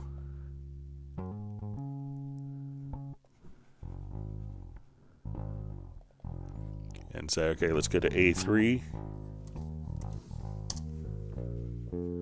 And this way you could EQ based on the musical pitch. I remember it's always interesting to me, like often when you go to college, they always, like EQ these frequencies, cut out these frequencies, cut out that. These are bad frequencies. And a lot of times those frequencies may not be what's actually in the project, because you want to EQ the project based upon the frequencies of the musical context often if you have, if you're doing a music track. So being able to just go to the channel EQ or going into frequency and just double clicking and typing in the note can get you to the correct EQ frequencies pretty easily.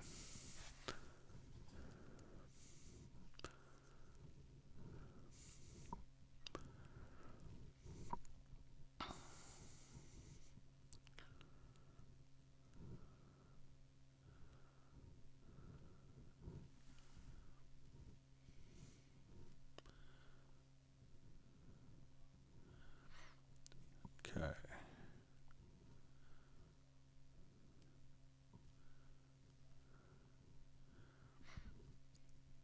All right, just reading through comments. See Gareth and Jazdu talking about Windows 11 updates.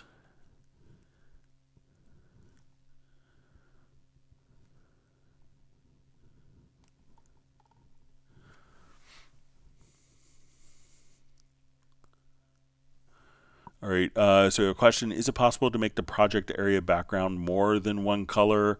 If I have dozens of tracks, I just want them to alternate from light gray to dark gray to make it easier to visually navigate. So there's kind of one fixed color for the project background, so I don't think that there are any gradients that could be done for it. So when we come over here, we'll go to color schemes and we'll say, let's go to our project area background.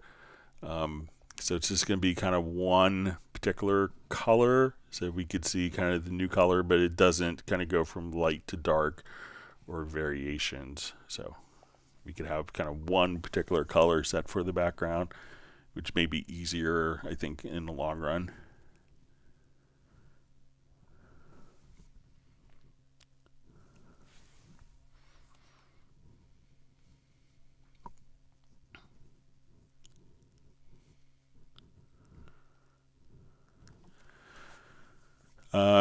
So we just see a question from Vincent, asks, are you aware of any software that could emulate that my current controller could output 14-bit? So I think that some of the, I think, if you go to Carol, I think Carol Ibarra, and go to, he has a whole 14, I think if you go to like 14-bit MIDI, 14-bit MIDI, that he's kind of created like a touchscreen controller that could output 14-bit. But sometimes, if you're taking something that's kind of a low resolution, sometimes, interpreting that into a higher resolution can be difficult as opposed to kind of cutting out information. So if it's going like from 1 to 2, but there could be 7 values in between, in a higher resolution, it could be hard to kind of, to guess what value is intended between the two. So, but there are controllers that have kind of the high speed that aren't bound by MIDI, and hopefully, we'll see, hopefully some MIDI 2.0 controllers, which will kind of alleviate that. But check out, look at 14-bit MIDI, and Carol, who's often on the live streams, he is involved with that. So, but that may be a good solution to investigate.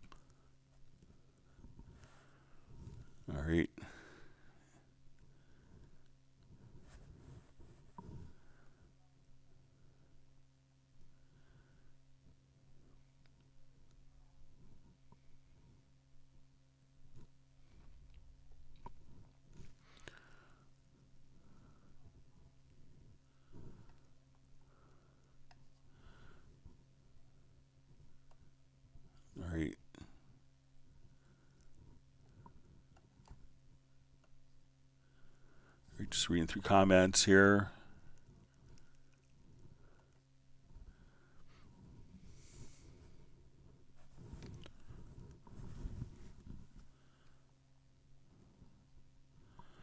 So seeing different performance opinions on Windows 11. So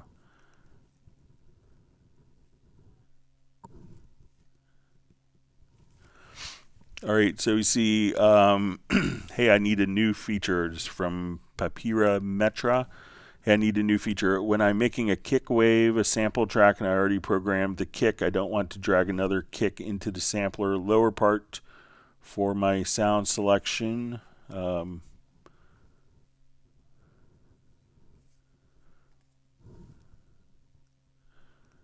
Okay, so it says when I'm making a kick wave, a sampler track, and I already programmed the kick, I don't want to drag another kick into. All right, so let's see if we could decompress it. So let's say okay,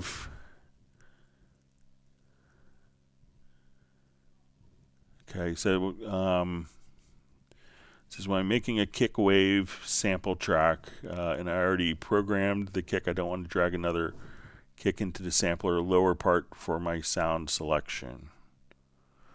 All right, so let's say if I'm here, I'm going to just take the kick drum and I'll adjust kind of my threshold here, and I'm going to, from the hit point editor, so we go to hit points, and then I'm going to create MIDI notes from this. All right, so let's say I'm going to put it onto C1. Okay, and then I'm just going to create a new MIDI track, or I'll make a sampler track here.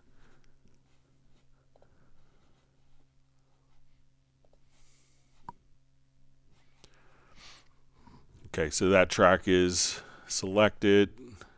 The kick, I don't want to drag another kick into the sampler part for my sound selection. So I don't think that this is too hateful. So let's say if we're playing this,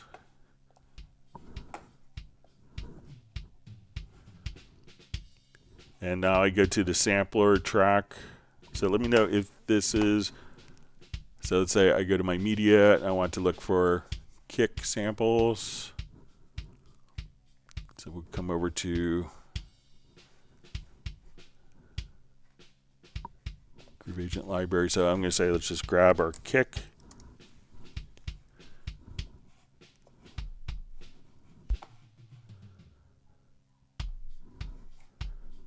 So I think just kind of dragging the samples in.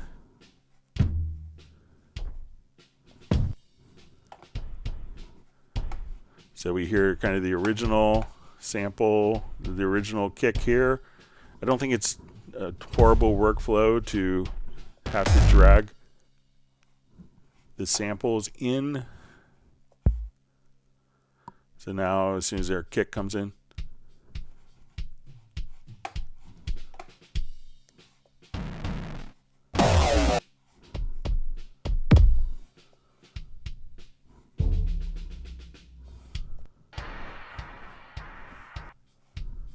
so let me know if that's what you find problematic, or how you want to switch between if you're looking to like audition different kick samples.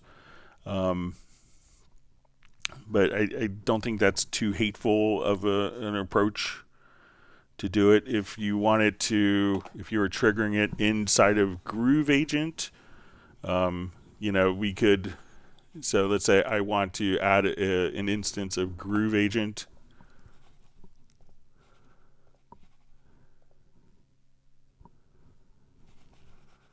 So say I copy these MIDI notes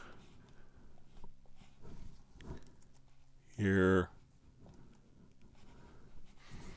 Okay, so now if I want to do this inside of Groove Agent, we could open up the browser and just say, okay, we're going to go to C1, and then I could go to Instruments, and we could say, let's find like our kicks.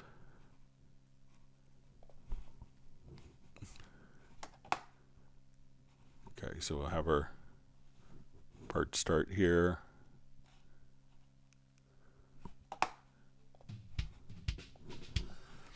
So now if I wanted to just come here, I could use the browser inside of Groove Agent.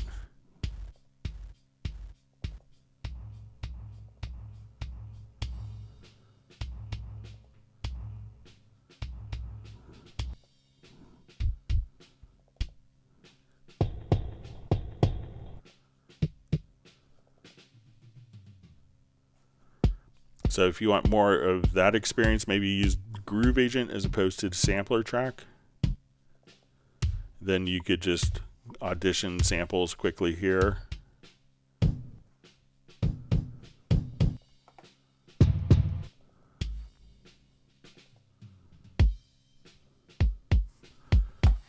So, but let me know if that's like a bad workflow for how you want to work, or or if dragging and dropping from the media bay is too hard. All right, wonderful to see Gerald Ely from Martinez, California.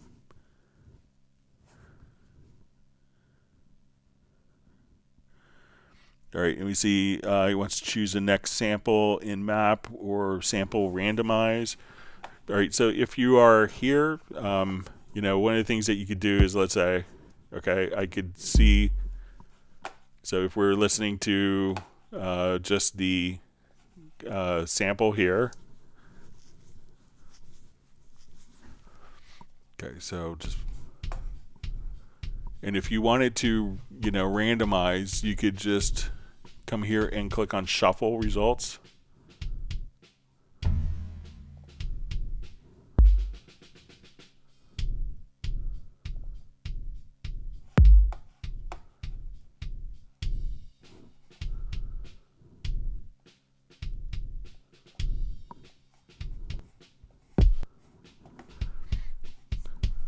So again, there is the Shuffle Results button here. So if you want to just randomly change the order, you can just do that right in Media Bay.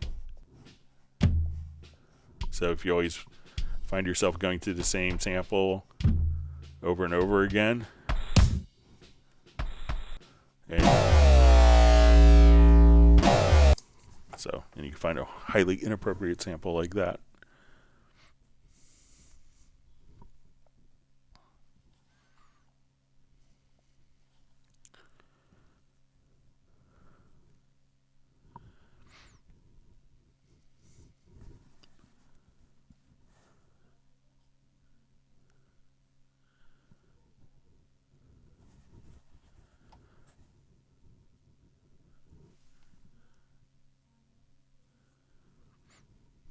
All right, so you see John Barry just says, thanks, Greg. Likes the sidechain function in supervision. It has the clarity M, which gives him phase meters for a selected channel, but can't use the sidechain for other functions in supervision. So, all right, so got yours saying, man, loving all new plugins with Cubase 13 Pro. Using those keeps my CPU lower and sounds great. I must use now 60% Cubase VST with only 40% third party in a mix now.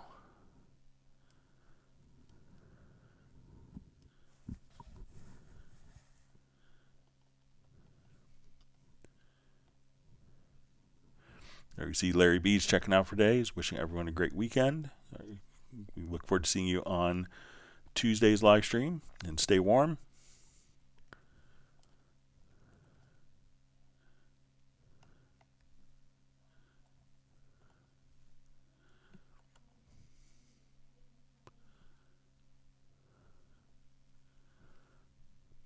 All right. Sorry, my chat field jumped.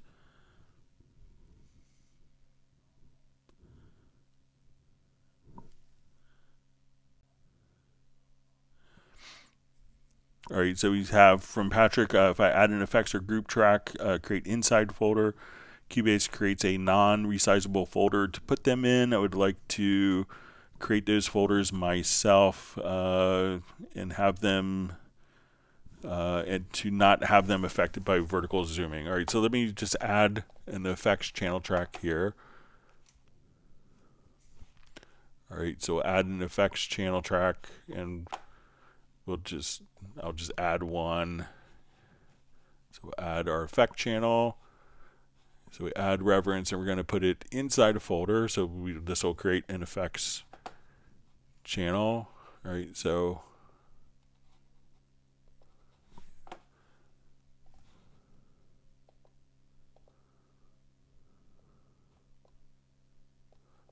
let's see if that is.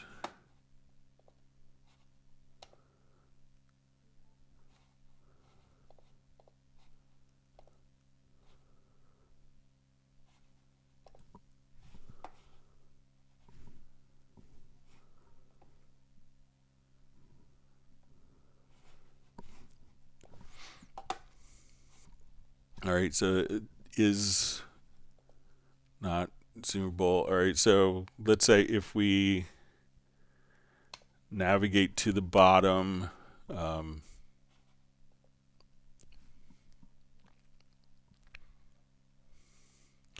right, so let's say if we had multiple effects channels, let's see if we could maybe, I'll just, we'll create multiple effects channels here, and then we'll scatter them around a bit.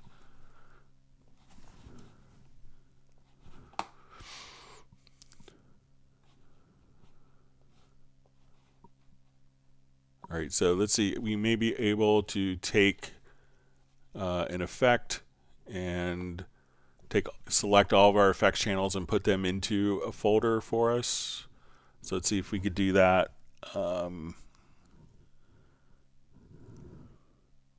I like to create those folders myself to not have them affected by vertical zooming. All right, so let's say, all right, so we have our effects channels that are scattered around. Let's try our project logical editor. I can see Gareth and Michael Team's eyes, I could hear their eyes go, oh, project logical editor. All right, so we want to try select. Media type is equal to effect. All right, so we come here. Okay, so we have all of our, and let's go ahead and place them into folder.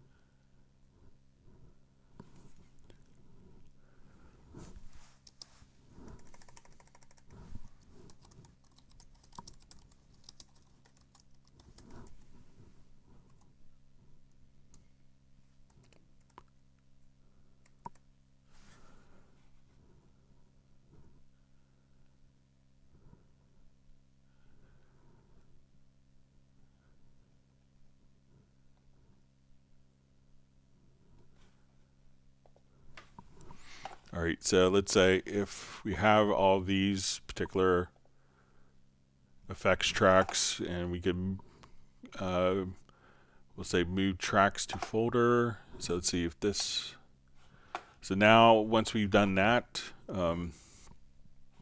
we could just take all of our effects tracks and put them into a folder that's user assignable. So if we, again, just kind of come right over here,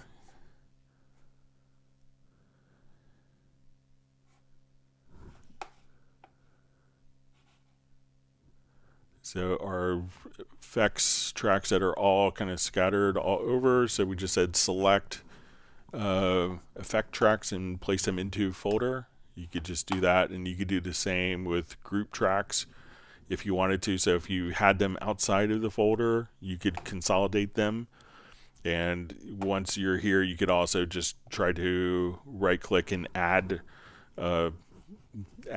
new tracks into this folder, so you could add new effects channels into there.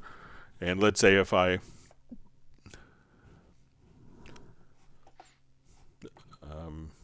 don't think there's a move selected to a particular folder, but let me know if that's helpful for you with that.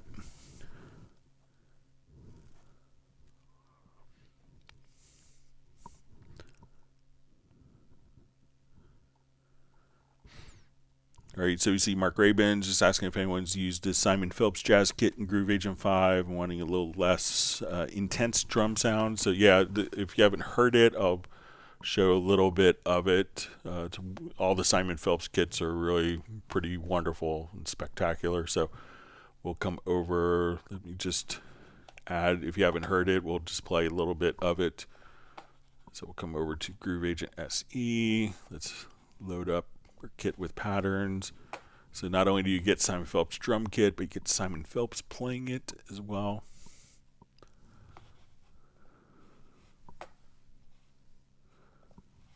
And these are really good with brushes as well. So we'll come over.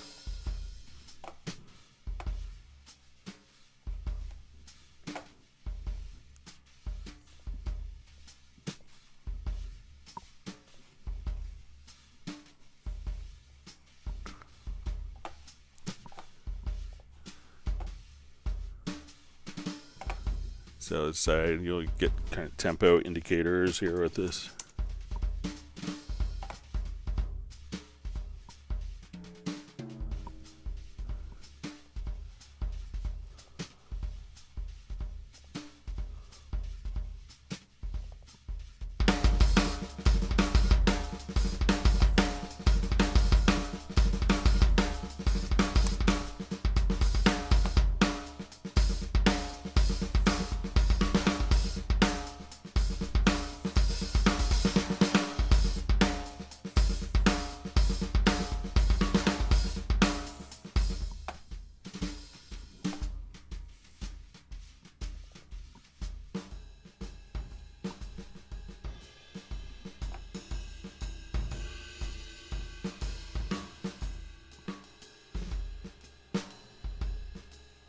And then obviously once you're doing this, you can see the kit that was being utilized.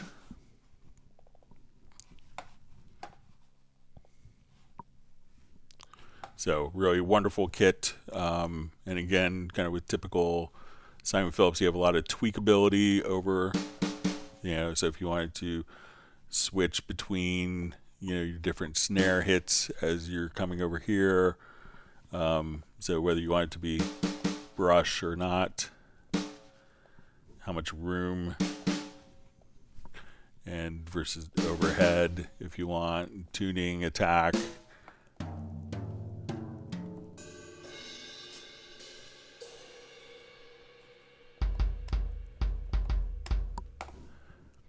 So all sorts of great stuff you can do with the Simon Phillips kit. So always the Simon Phillips are wonderful kits.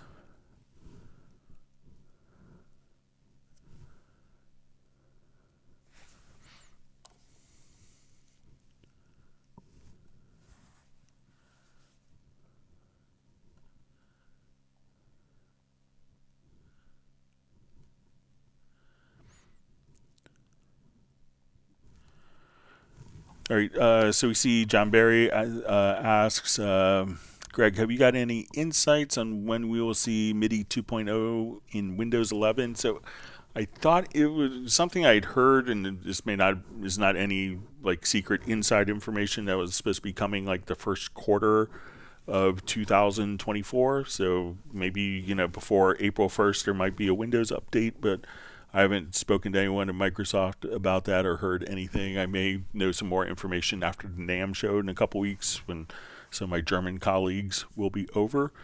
But that's what I've heard is first quarter. I think I read it maybe in a Sound on Sound article or something.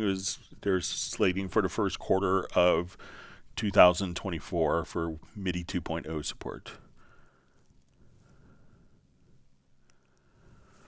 All right, so we see about my wish towards more fine control. I did come across BOME MIDI translators is something you're aware of.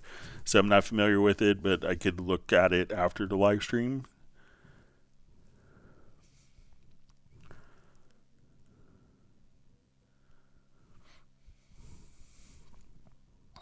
All right, you see Gerald Ely likes the Simon Phillips kit, jazz kit.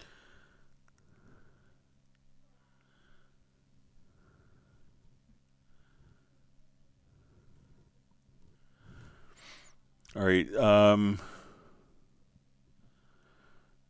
All right, so we see Patrick, if I vertically zoom in and out of my project all the way, the relative differences in track heights get reset. Is it possible to keep the relative track heights? So I think it's, as we zoom, what it's going to do is, not necessarily zoom the number of projects. So let's give it a shot here. So let's say if I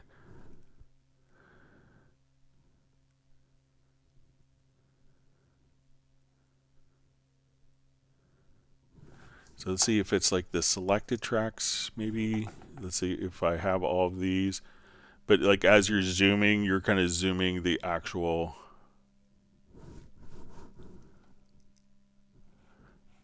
So let's say I want these drums, like every other one, to be larger, like this. All right, so it's.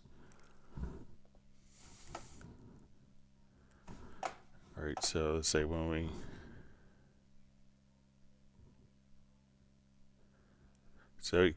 when the tracks are kind of, we can see that the different track heights will be kind of preserved, but often what you're doing in zooming is, zooming just the height of the particular tracks. But it looks like we could see kind of like, if we're zooming this way, that those track heights are kind of preserved for you there. So let me know how you're zooming. So, but if you're kind of, doing it like this, that will make them all uniform. But if I want the bottom two here to be much larger than these particular tracks, now let's see if as we zoom, it looks like they will become uniform. But, again, what you are zooming is kind of the track heights, but I'll pass that along as a feature suggestion. Thanks for that.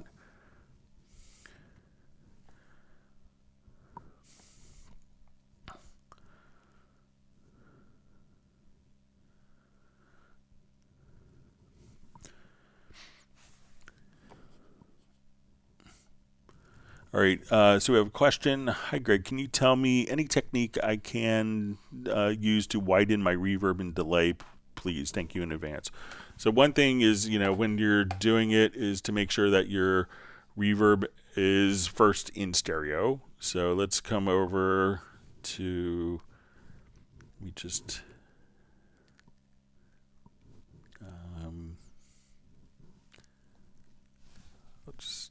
play a different project here so we get a sense.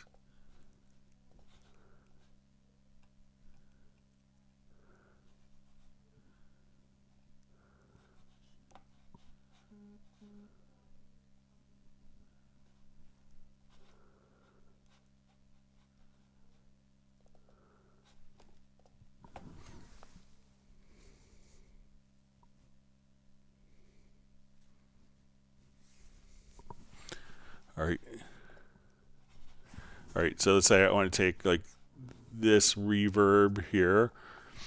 Okay, so let's go ahead and we'll just solo. All right, so let's say we have this. We played our records into the night. So we'll just say this is going to be dry. I turn it up, you wouldn't mind. All right, so when we go to, let's say we add our reverb. That was okay. All right, so this is going to be fed into our reverb return channel. So we'll open up our reverb return. Sorry,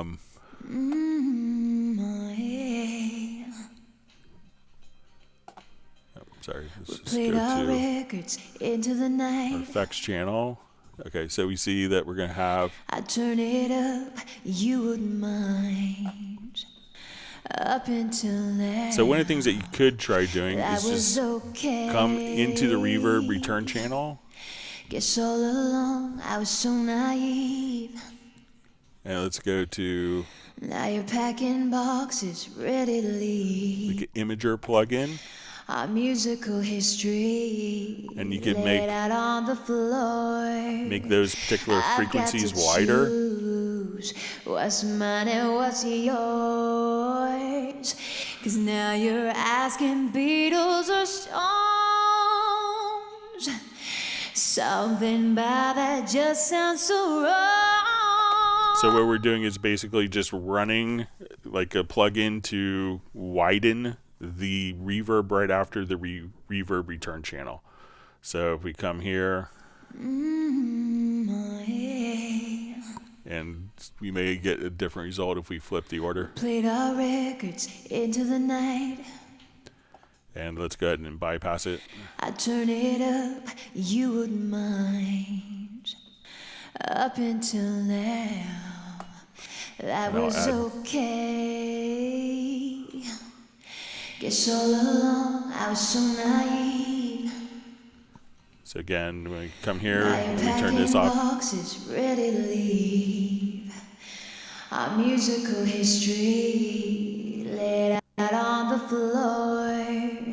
I've got to choose. Just accentuate the what's reverb. mine and what's yours. 'Cause now you're asking Beatles or Stones. So, you know, you could run plugins. You know, you have 15 additional slots. So if you go to, you know, your reverb return channels, at that point, you know, we could just come over here and run additional plugins before or after to kind of widen up effects as well. So experiment with that.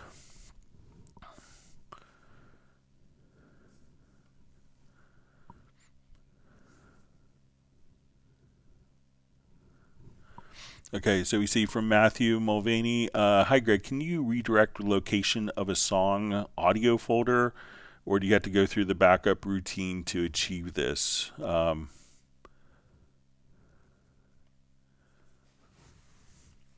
right, so we say, so can you redirect, so if you wanted to change like the record destination folder, if that's what you want to do, let me just...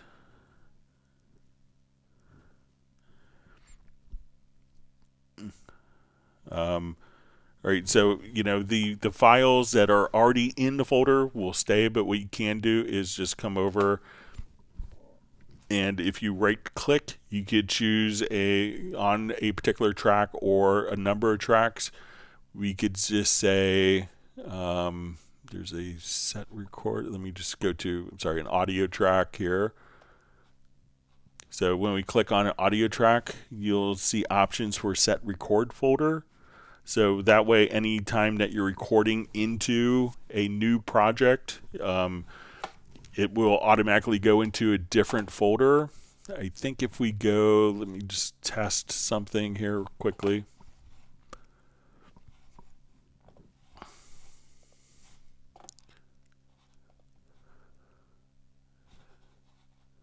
All right, so I'm just going to do a new project, and I'll make sure I'm going to check my folders. All right, so let's put this into...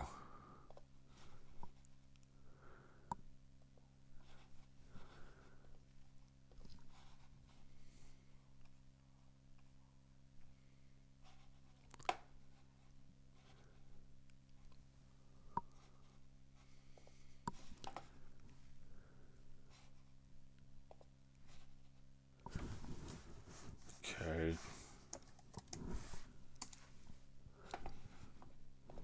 Okay, so now I'm going to record an audio file. All right, so audio 01, and we're going to go to our pool window. And when we go to our pool window, we'll see our path.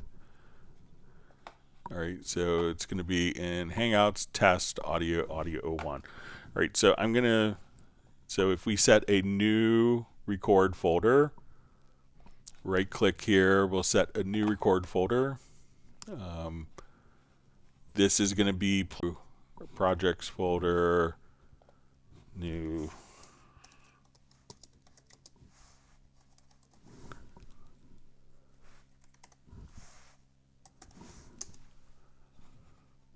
All right, and we record a second file.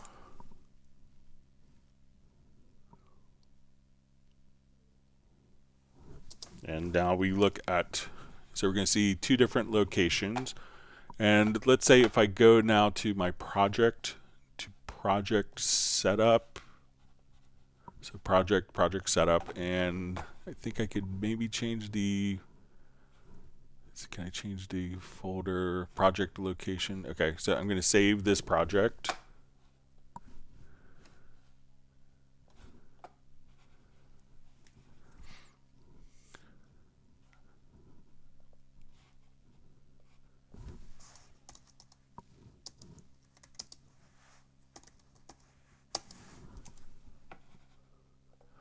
Okay, so now we've saved the project. We go into our project to project setup. Let's see if we could change.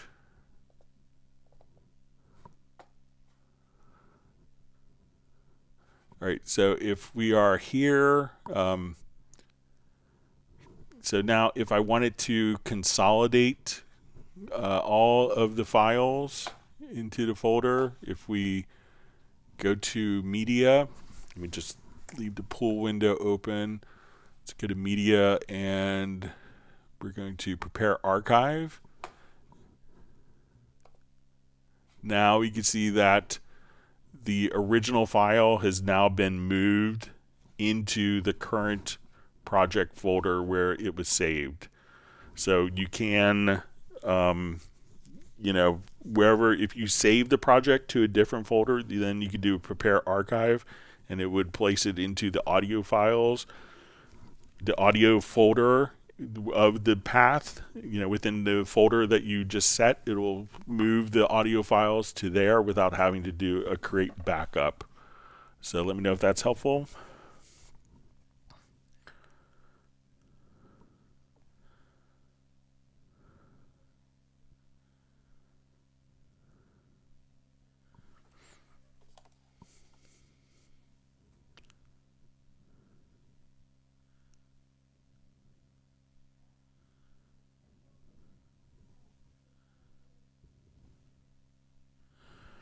All right, so we see that Papyrus finds it dragging into the sampler track is too time consuming. Let me just see if there's another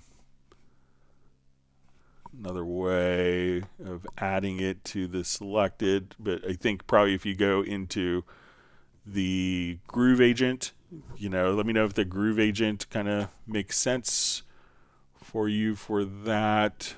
So let's say, okay, so if I want to come here,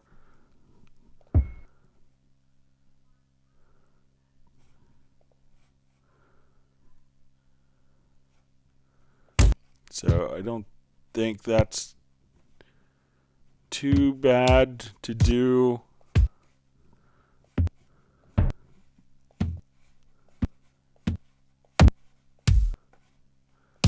You know, if I put 4 on the floor and just, but let me see if there's a,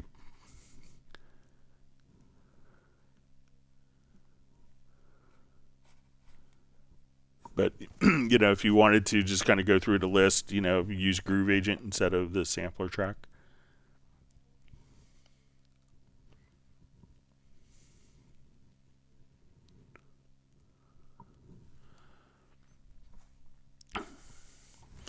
All right, Patrick asks,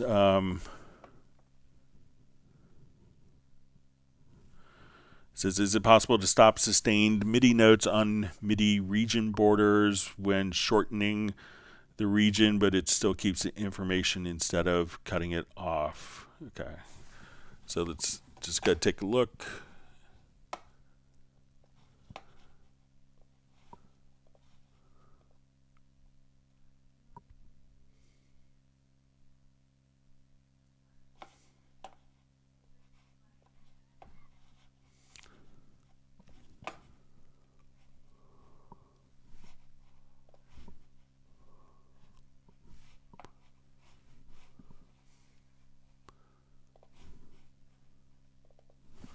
All right, so let's come over here.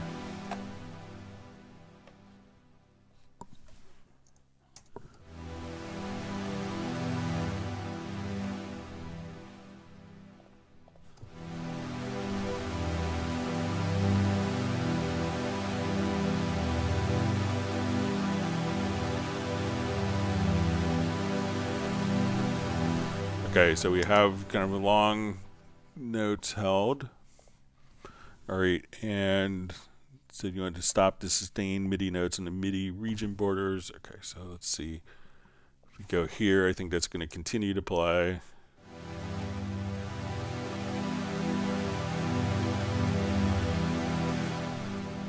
Because those notes still exist, but let's see if there's a... And let me just... But still keep the information instead of cutting it off. And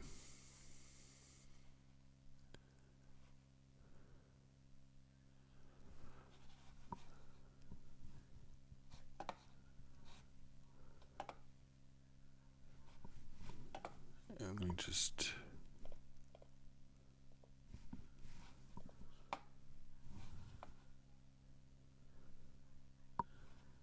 There's a little icon I'm looking for here. Let's see if it's...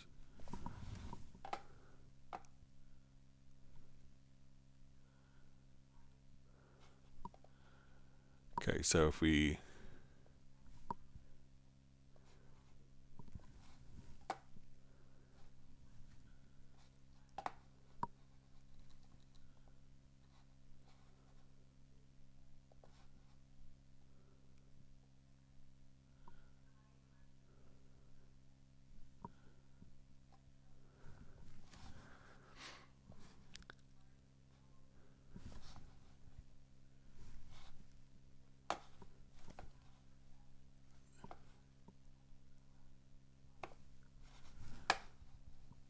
Okay, so let's say if we...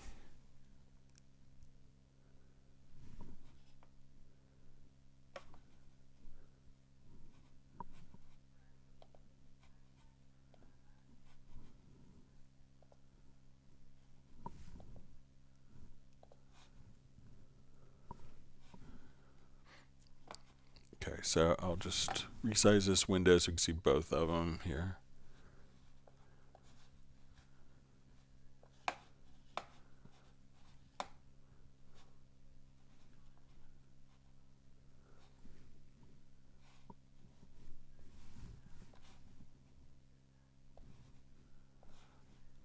All right, so let's say we have the resized part borders here.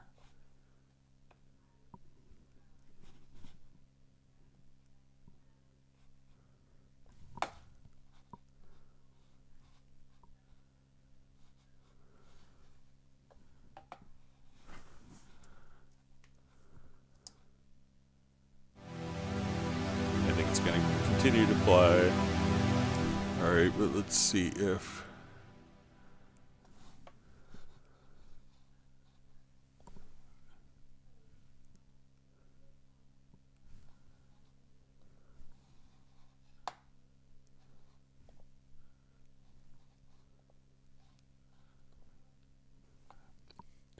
So I know if we cut it that you could do that.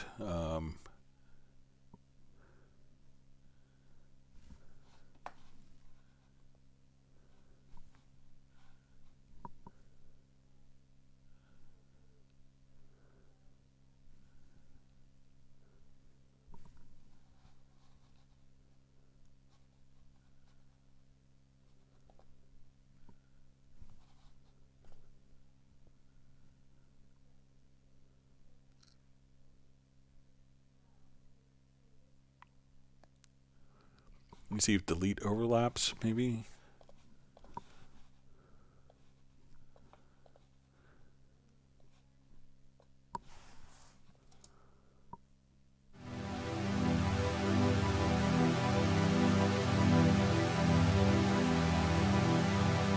No, it doesn't seem to do it. Let me just see if there's...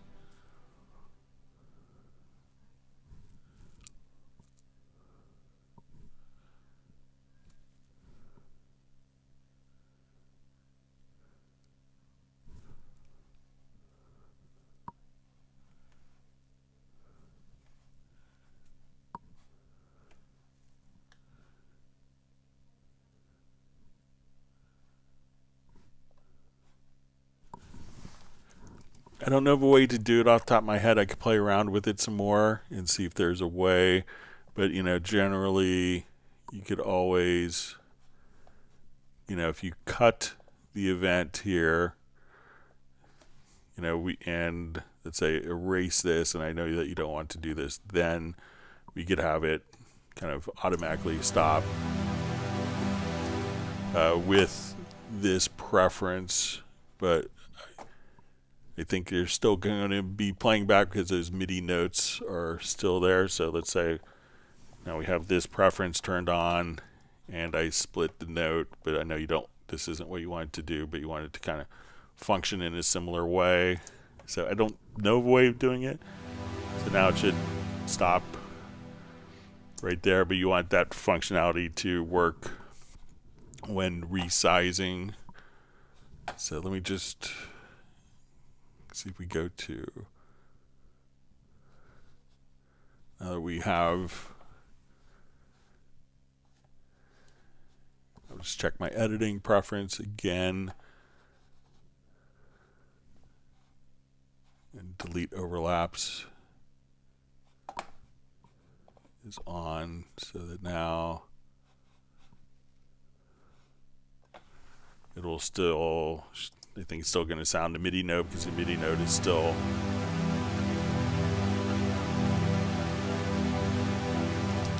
now. Let's see if we try just with the range tool and I crop.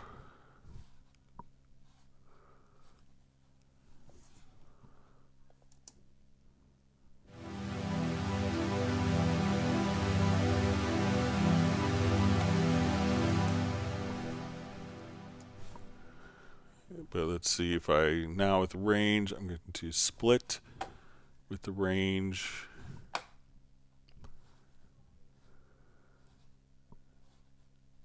And then if we crop a second, if we crop,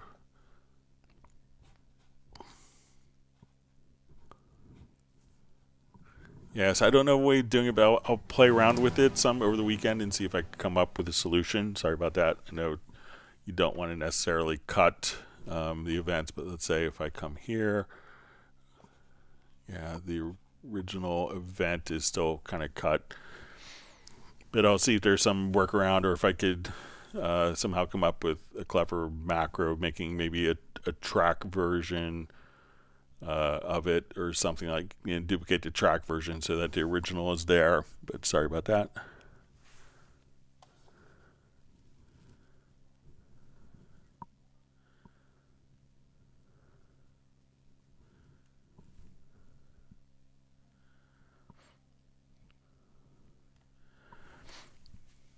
All right, so we see, is it possible to save track presets by dragging and dropping them into the media bay, or do I have to go through the drop-down menu? So generally, when you're doing a track preset, it's going to be based upon, you could just save the track preset here. Generally you don't drag stuff into the media bay, you drag it out of the media bay. So if you drag, if you drag a track here, do you want it to be a track archive? Do you want it to be a track preset? Do you want it to be the media, the MIDI, the MIDI file, a MIDI loop, an audio file, an audio loop, a sample?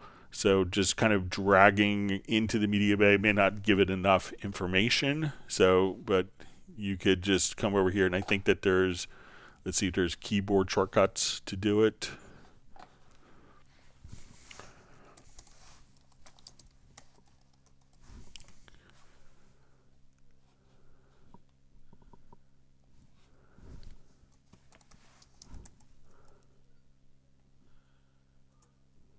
Doesn't look like there's add track preset as a command. So it looks like it's going to be just kind of a drop down menu for that. But again, different tracks could have multiple different formats if you're just dragging it directly into Media Bay. All right, wonderful to see JVI joining us. Glad you can make it today.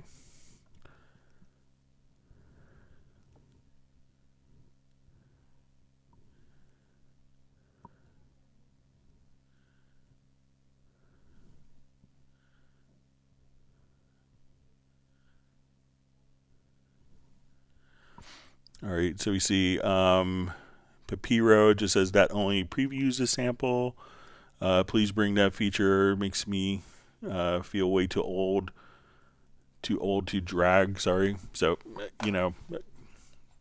so I don't think that this is too awful to do.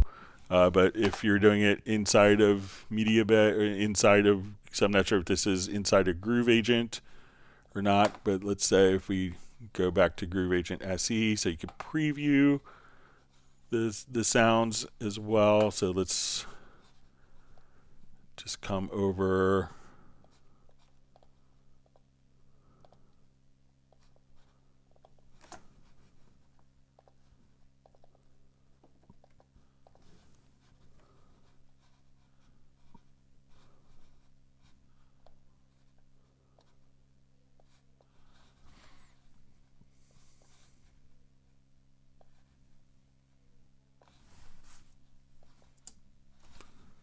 Okay, so we'll come over and just grab the browser here real quick. Sorry.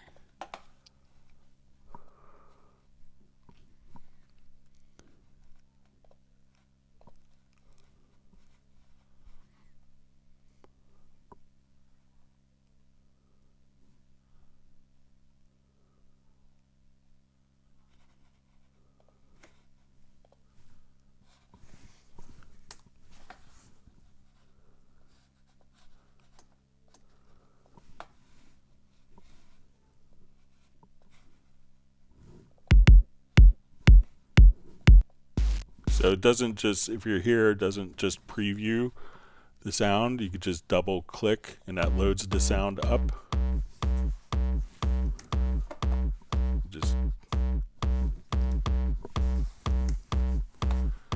So if you do this, it's not just previewing. You could just double click and you can see that the sound is loading in.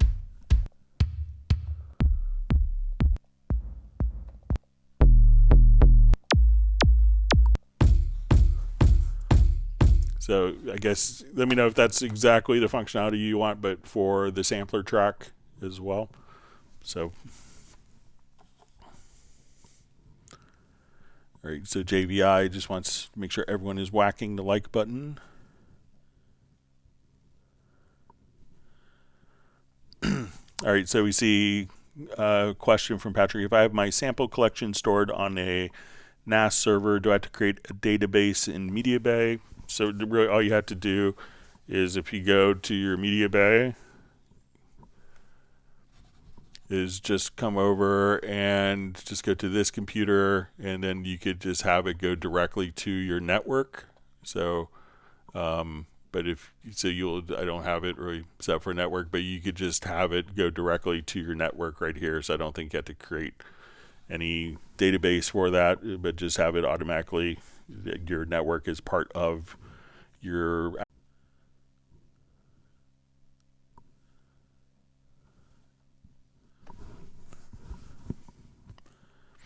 All right.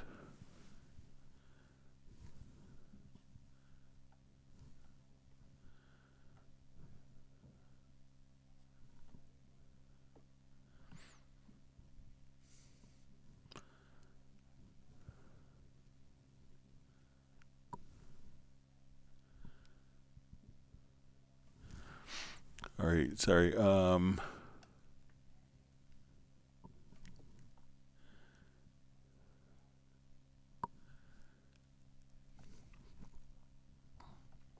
right, my chat field jumped. Let me just find my spot.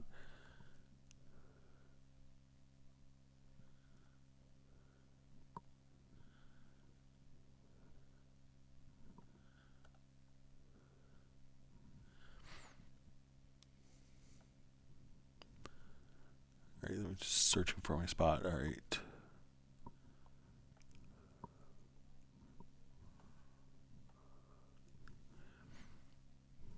Okay.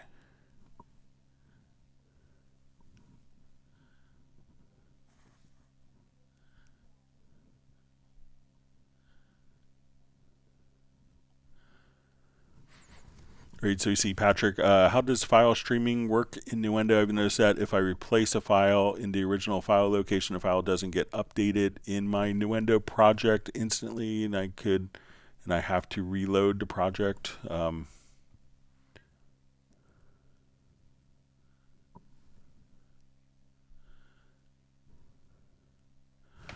Okay, so let's say if I have like a sample, so let's say if I'm here and I have a sample that's used multiple times in a project.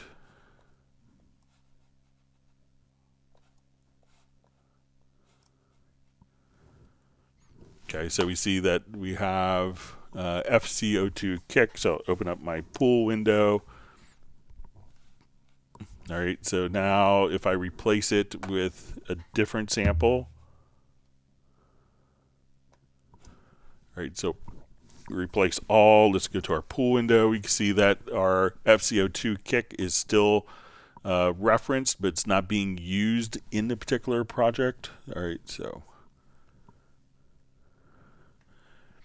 as I notice that if I replace a file in the original file location, the file doesn't get updated in my Nuendo project instantly. I have to reload the project. Okay, so I'm not sure if you're doing a file replacement like this, or if it's just a normal audio file, and if it's so if I replace the file in the original file location, the file doesn't get updated in my Nuendo project instantly. I have to reload the project. So, let me know if you see like the original file in the pool but not being used. And it could be if you wanted to make just a reference to the new location, what you could do is come over here. If you say prepare archive, all right, so we'll process that. Or let's say remove unused media. So I'll say remove from pool, that it's now the FCO2, the sample that we just kind of dragged in was just automatically put into gets placed into the trash folder. So it could be that the original file is still there, but if you could clarify a little more, that would be helpful for me. Sorry about that.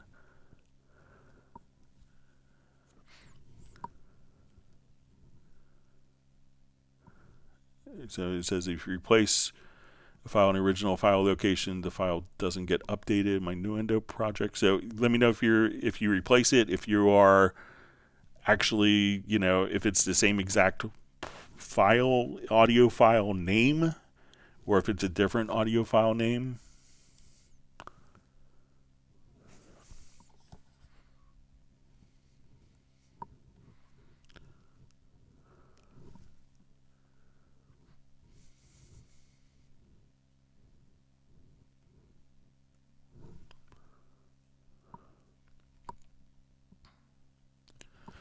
All right, so Patrick says, hi Greg, a friend and I merged two Cubase projects together and did some tempo automation. Turns out not all tracks were set to musical bass. Can I set all tracks to that setting at once? Yeah, so all you got to do, let's come over here. I'll just add a number of tracks. So we'll say audio.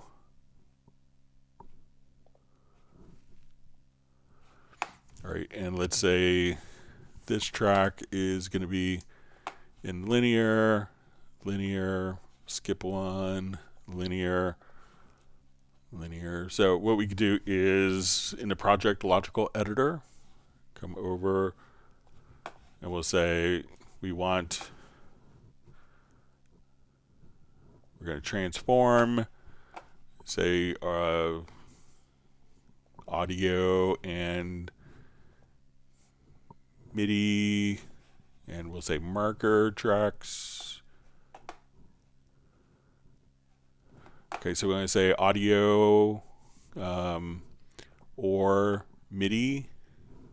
So now what we can do is, we're going to basically select all of those tracks. I'm going to choose transform, and then what we want to do is go to track operation, And then we can say time domain, and we can say set them to musical mode. So if we do this, now all tracks are set to musical mode. So if I want this, all of them to be in linear mode, we come here. Now all tracks have been set to linear mode, or you could choose to toggle. So now we could just say all marker, all audio, all MIDI and instrument tracks, boom, displace them into musical mode, just like that.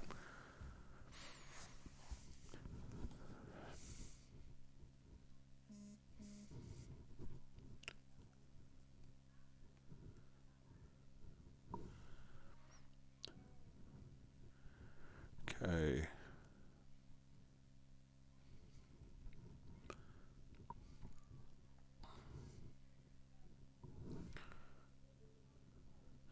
All right, so we see JVI says, can you show how to have a MIDI track triggers chords in an instrument track like T-guitar and then load a piano that will be driven by the instrument engine, in this example, T-guitar. So I'm not sure if, so we'll take a look at the T-guitar. So we'll go ahead and open it up. So we'll add in Howling and Sonic.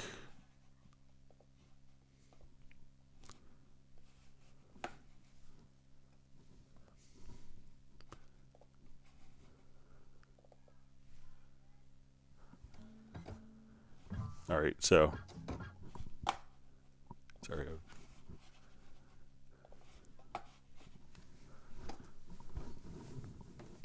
All right, so when we play these chords here, so let me just have,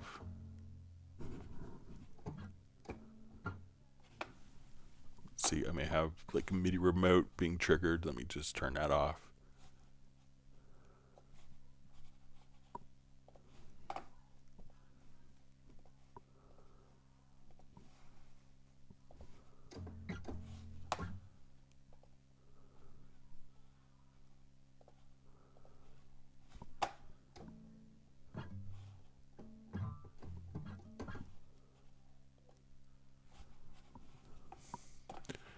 All right, so let's say we put it into,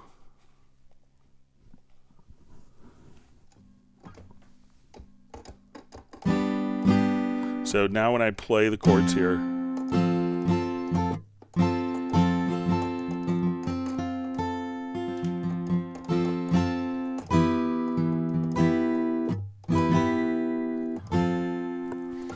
okay, so come back to question.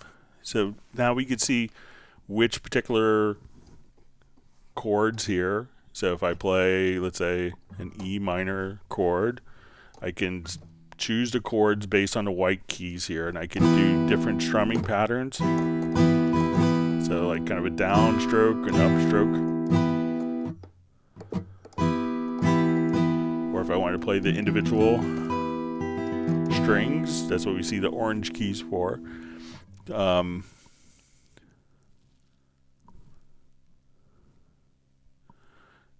So we see, and then, so it says, okay, so show how to have a MIDI track that triggers the chords in an instrument track like T-guitar. So, all right, so we're doing this. And then load a piano that will be driven by the instrument engine, in this example, the T-guitar. So the strumming that we're going to see here isn't going to necessarily, what this is triggering is an actual recording, like the sample of those chords. So I don't think that we could now map that, you know, those strumming patterns. Let's say if we come over here to our patterns as well, like these aren't just samples that are being triggered. These are actual, or samples of individual notes, but they're samples of different playing.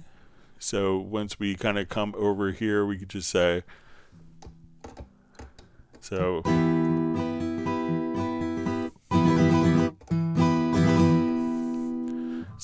I don't think that if you are looking for a way to take like these strums into piano, I don't think that that is going to convey. That's what's kind of unique about like T-guitar. So we could take the chords that you choose and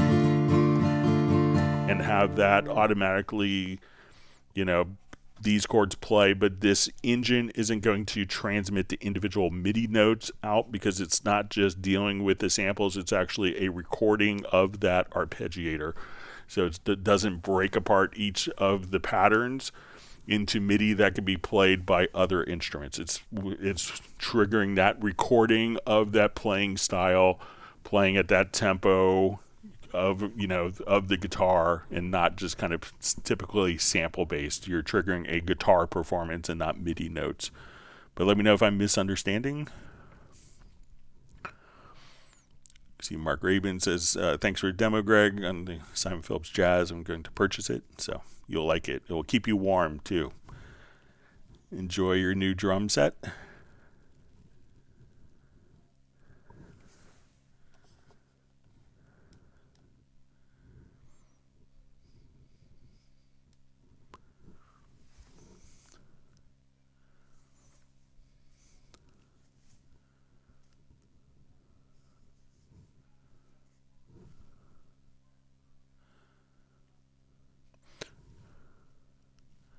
All right, so we see Patrick says, I like to export tracks from projects into track archives. Excuse me. Turns out only project files can be shown in Media Bay. Is it possible to export only a few selected tracks to a new project without deactivating the active project?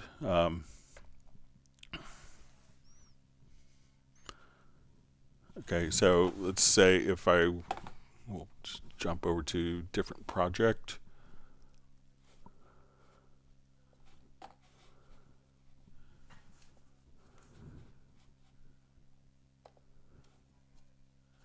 All right, so let's say I want to take like these drums from this project and export it without leaving this project. All right, so let's say if I have let's say I have another project open, so I'll just create project here. All right. And I'll save this.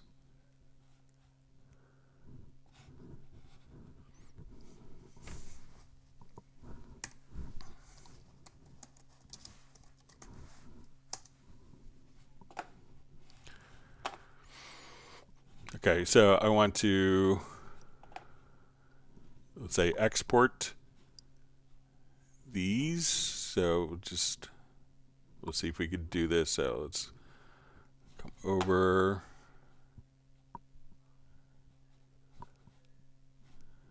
We'll export selected tracks. All right.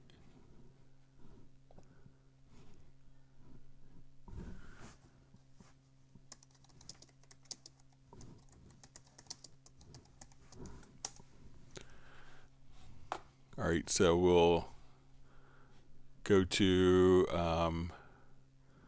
this project, and it's not active. And let's see if we could import.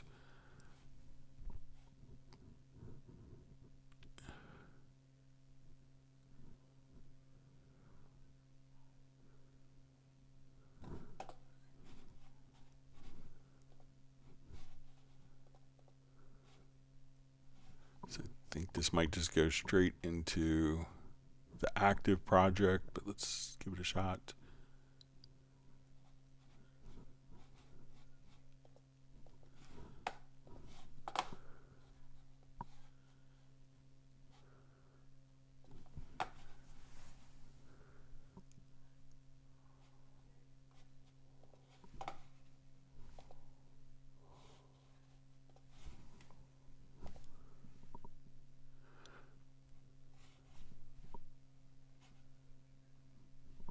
All right, so this has been imported into this particular project here.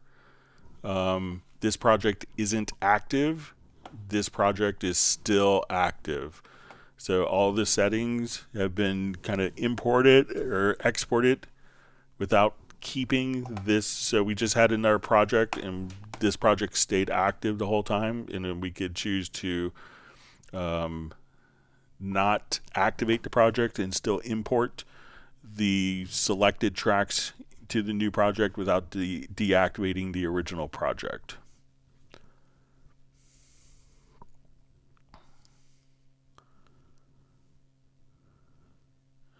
All right, so we see how to go from audio to MIDI. So there's several different ways. One is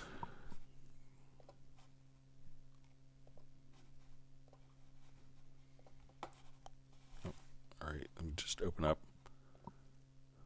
So we could do it for kind of actual sources, like monophonic sources.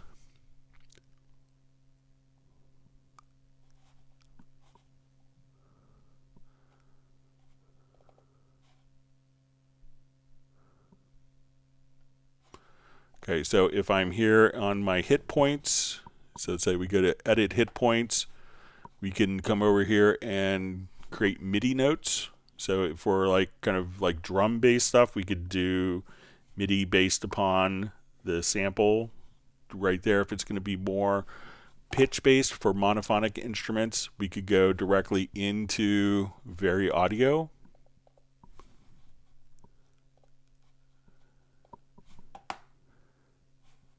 And then once we've done the analysis of that, we could just choose to extract MIDI. And we could create a new MIDI track from kind of your monophonic performance of the audio. So you could do it for kind of pitched instruments, for monophonic pitched instruments. We could do Vari Audio. And if it's like drum instruments, we could do the hit points. If it's using chords, we don't have a reliable method that, like most companies, we don't necessarily have a method that is, designed for polyphonic material. And there's a lot of companies that do it that don't do it well.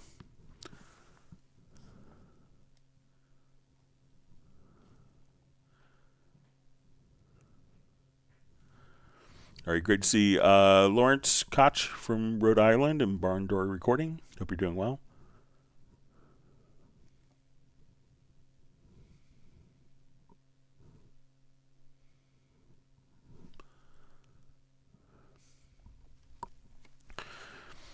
All right, Blackbird Officialis asks, hi Greg, I often find myself tracking guitars and forgetting how to play it later on. Is it possible to tab out guitars inside the project so it lines up with the audio? So if you want to, let's say if I want to take, if it's monophonic material, you could often find, so let's say if I wanted to come here to this, and we'll solo.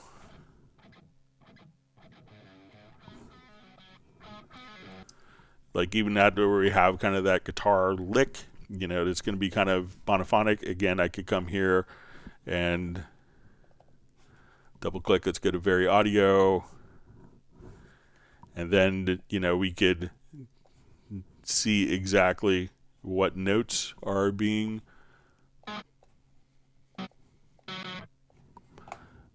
played, and often what you could do is, just, listen to it. But if you wanted to, play MIDI along with it, and do guitar tablature, you could do that. There's also, if you want to know kind of what chords were used in a particular song, we could just come over and say, okay, I want to take this, and we'll take I'll take this particular track. And let's go to the project menu, and we'll go to chord track, and we'll say create chord events.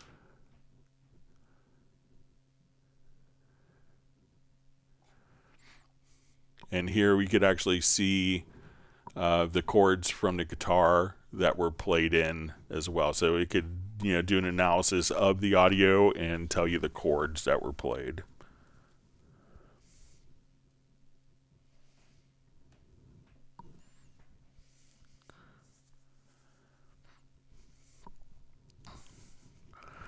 All right, so we have a question from Patrick. Hi, Greg. When my friend records his MIDI keyboard, a few random MIDI lanes get created with 2 CC points at the region start and end positions. Is there any settings to stop this from happening?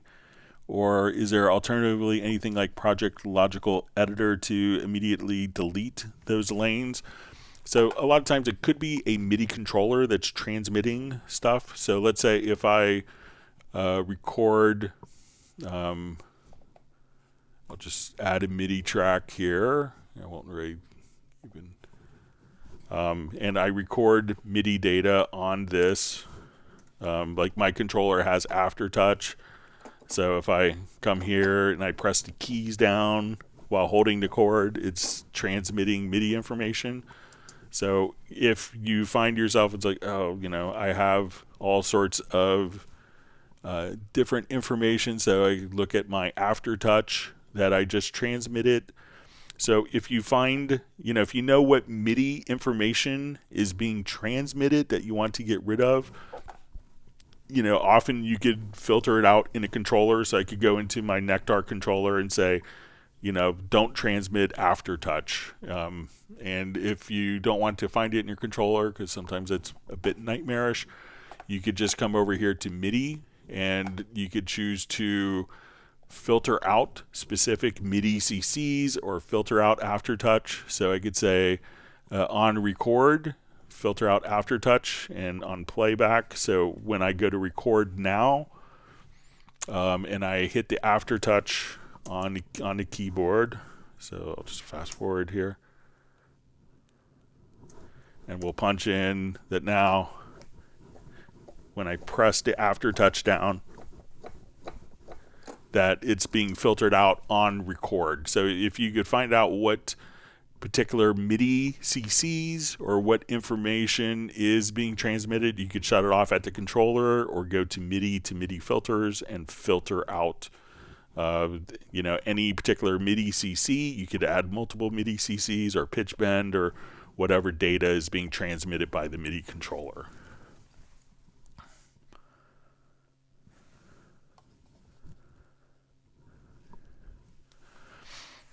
So we see John Barry asked, the PDF for the Groove Agent update was not working for me. Do you know of any of the changes, please? So the one thing I saw just, on Facebook this morning was I didn't get a chance to download it yet. I'll take a look at it for Tuesday, but is maybe some changes with Media Bay interactions. That's the one thing I kind of saw just as a headline, but I haven't really experimented with it, but I could show it on Tuesday's live stream, John, if that's helpful for you.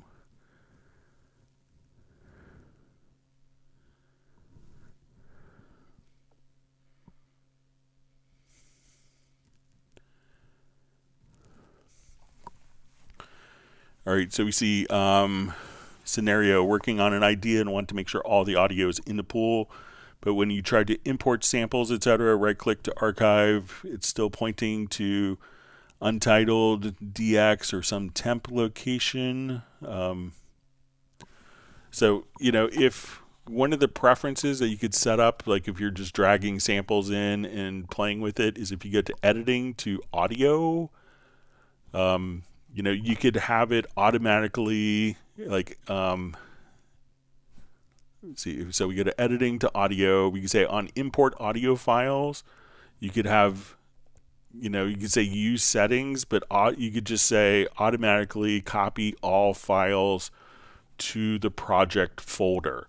And that way, anytime you drag a sample in, it's going to be placed into the project folder, and the sample will retain its original position. It's just copied directly into the project file folder. So try just coming over there, and before you work on a project, do that. And that way, as you drag samples in, they're automatically going to be added to the project folder.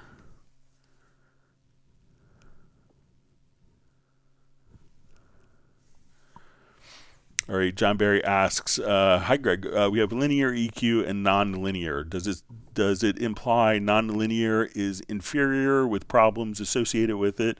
An explanation of when we would choose one or the other. Cheers.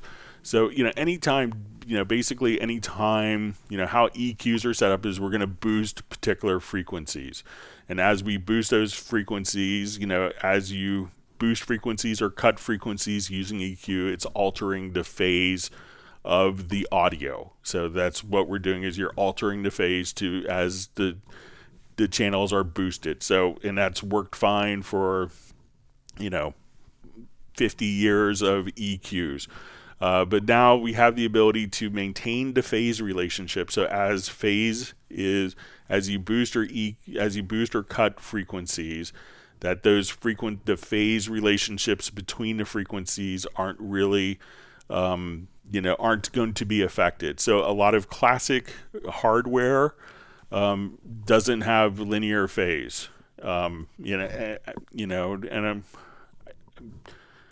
I would say the majority of hardware doesn't have linear phase, and it's something that could be achieved in the software realm. I'm sure that there probably is hardware that is linear phase, but I would say 99% of hardware EQs are not linear phase. So that's obviously been successful for a lot of people. I'm sure if you pull up a Pultec that you would spend, tens of thousands of dollars on, that it's not linear phase, but it still sounds good. So there's still paradigms that work really well, and when we try to emulate the workflows and concepts of classic EQs that that aren't linear phase, we still will, work with, to emulate the characteristics of those EQs that people love and cherish.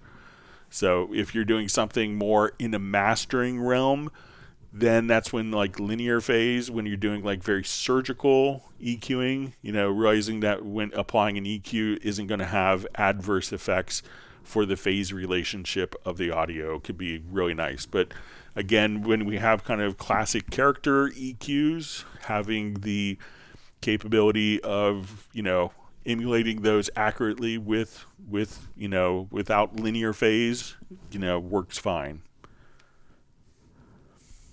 All right.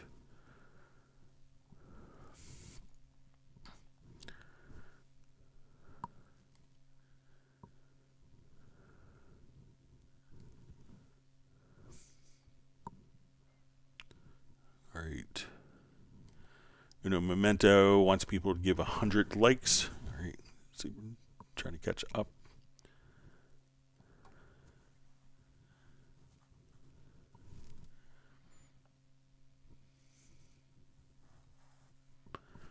So you see Patrick says, no worries with the MIDI region border thing. It'd be nice if you could pass it along. So I will. So thanks for bringing that up.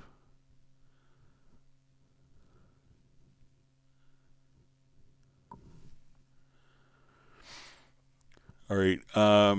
So we see from Vincent asks, when using the draw tool on events to draw a pre-gain curve, can you make the curves more smooth like you can when drawing, for example, volume automation? So let's take a look. I think it's not set up for doing.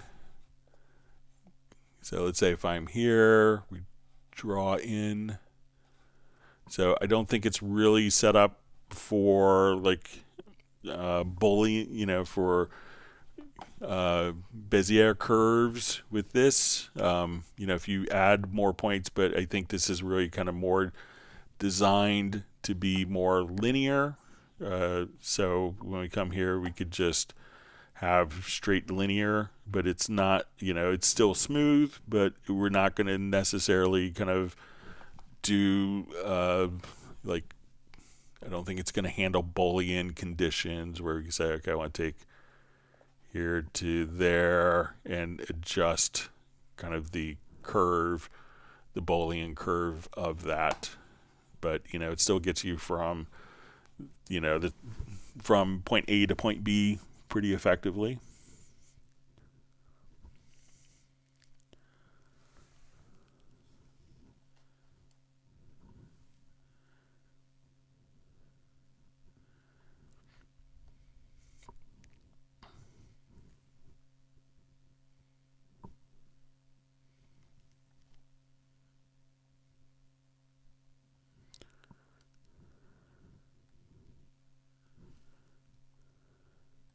Sorry, my chat field just jumped.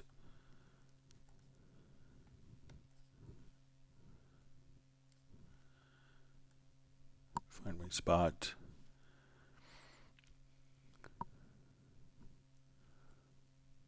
All right, so we see just comment from Yak Martin, just can't use arrow keys to scroll through sounds. So yeah, you could do that. So if we want to come just audition different loops.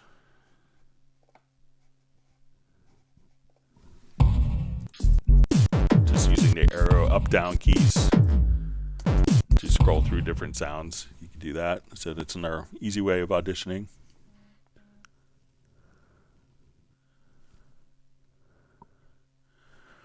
All right, so we have the artist known as Love says, hi Greg, updated my Mac operating system to Sonoma and updated all the drivers, etc. in Nuendo 13 with Arturia Keylab 61 Mark III.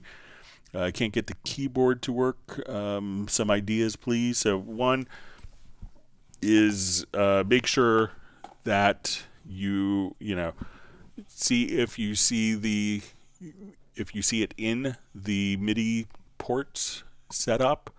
So like here I can see my panorama keyboard. So if you don't see it here, then it's going to be set up. Then the operating system isn't recognizing it. And Cubase will recognize whatever MIDI drivers the operating system is seeing. Sometimes when you add a MIDI track in Cubase, it could be set to not connected as an input.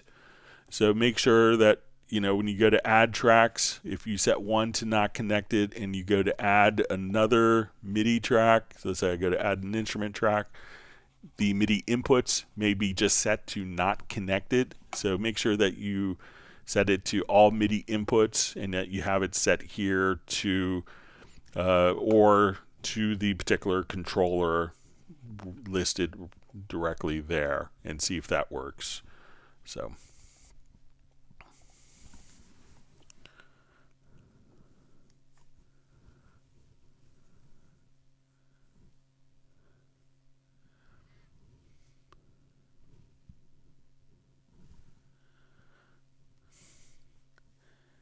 See, Michael Pierce says Chris Salim is fighting for my space. Had a live stream just before Clip Cubase started. Well, Chris is a great guy, so we'll let him. Hope I get to see him at NAMM this year.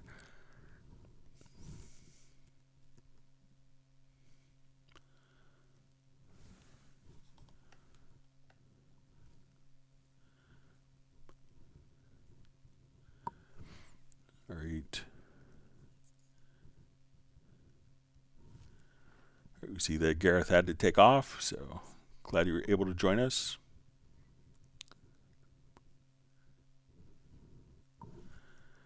All right, so we see Max B just has a comment about the Keylab, says no more mapping working, that contacted Arturia and said they're working on it. They also suggested switching to older script. So.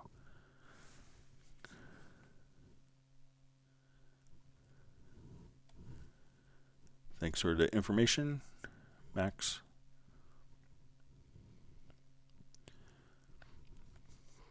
Mark Raven says, downloading the Simon Phillips jazz drums now. It says, hope you make a commission. So, unfortunately, no, but I'm on salary, so.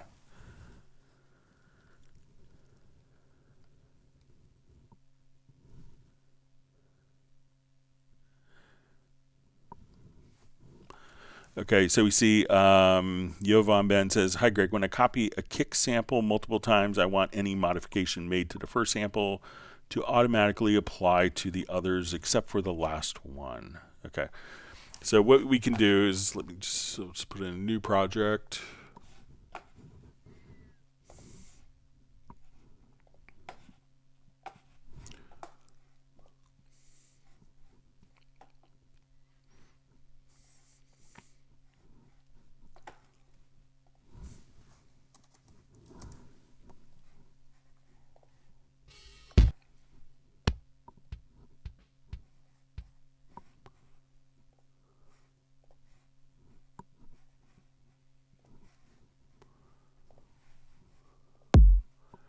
Okay, so let's say I have my kick sample here. All right, so we could do shared copies on what we call parts but not events. And this may seem a little counterintuitive at first, but let's say I have my kick drum here. All right, and I want to, first we'll go to my audio menu and we will choose to, you'll see events to part.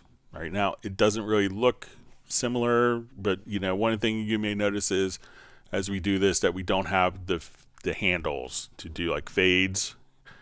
But if I wanted this to be like a 4 and a floor type of thing, I can hold down, I could copy this, and let me just copy. So I'm going to copy this while holding down the Alt and the Shift keys. Let me just turn on my snap.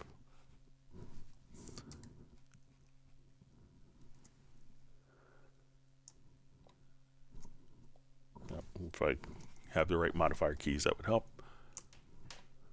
Okay, so I held down my Alt and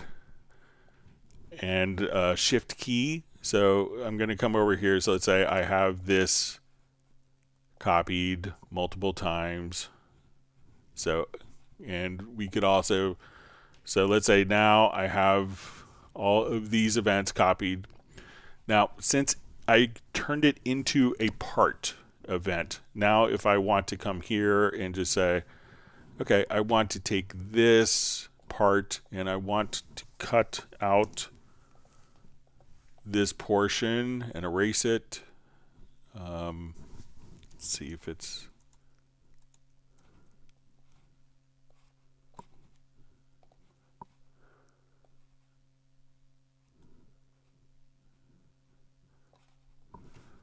so let's say if I come here, all right, so you notice that now when I go into, like, since I'm not editing at the event level, but if I come here and I make a change in one of the events, that all of these will be kind of tied together.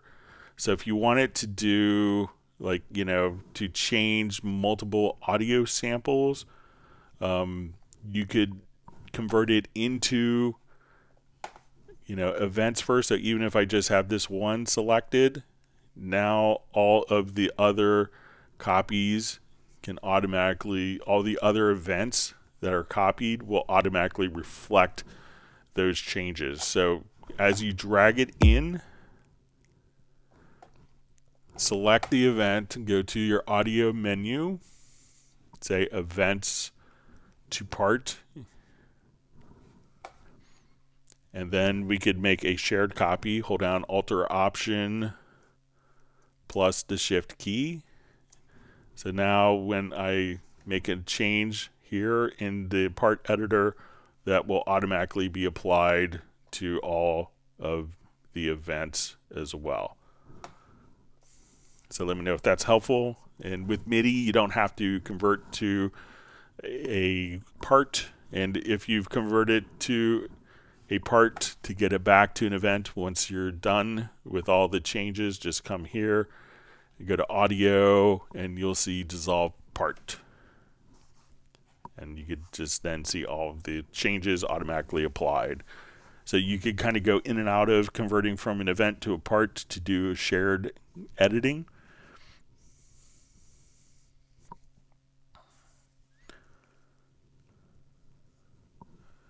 Okay.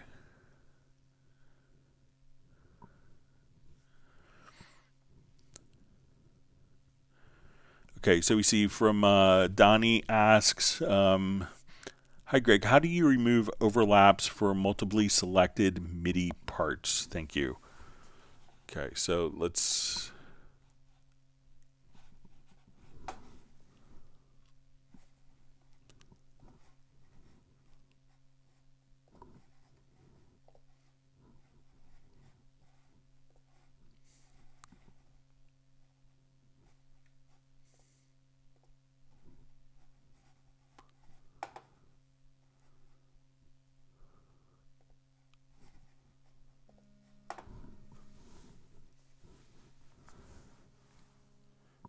Hang on a second. Just have to respond to this.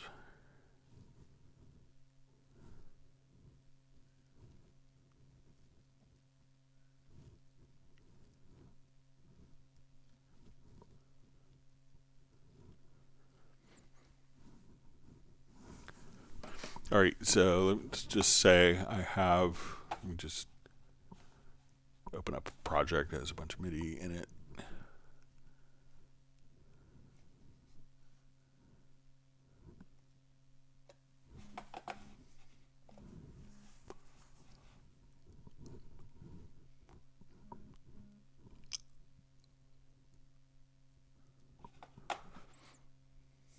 Okay, so let's say we have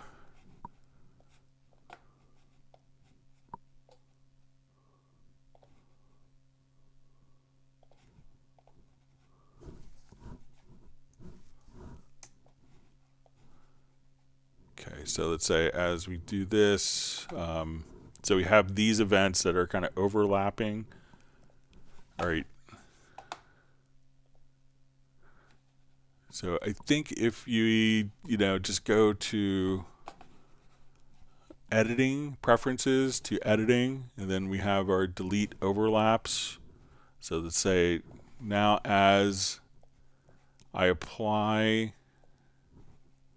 let's say I move this over the event there, we can see that that particular event has now automatically been trimmed. So if I move this event over top, we can see that those particular events will undo, will overwrite those particular changes. So again, if I want, so once delete overlaps is enabled, I could just come here, drag this particular event over, and that's going to delete everything that's underneath. And if we want, I think we could,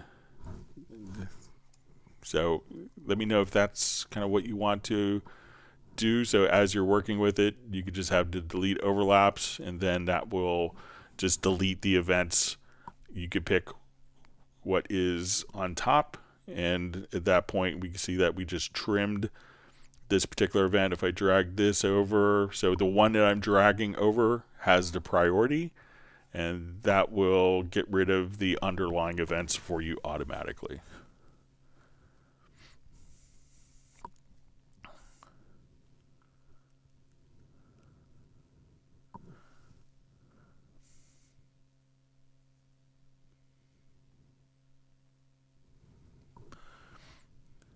Okay.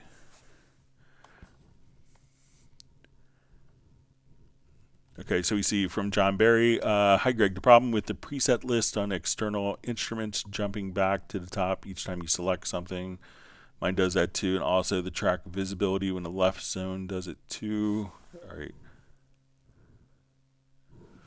right, so let's say if I go to my preset list here, so I guess it's with on external instruments, so let me just create one.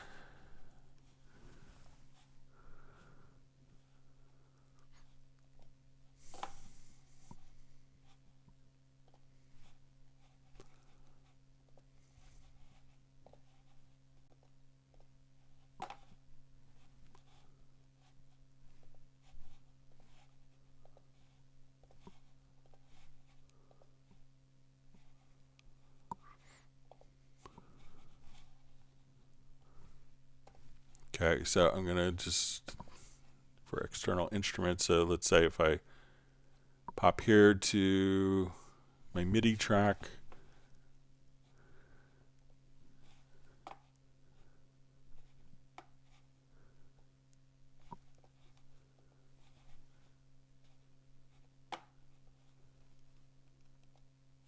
we go to 05 RW, and let's just pop over to the program list. So it says the external instruments jumping back to the top each time you select something. Mine does that too, and also the track visibility in the left zone does it. So let me know if this is the preset list for the external instruments, or if it's going to be in, so let's say if you go to the external instrument here. All right, so it says the problem with the preset list on the external instruments jumping back to the top each time you select something. Mine does that too, and often. So let me know if this is, let's say if I add an external instrument here.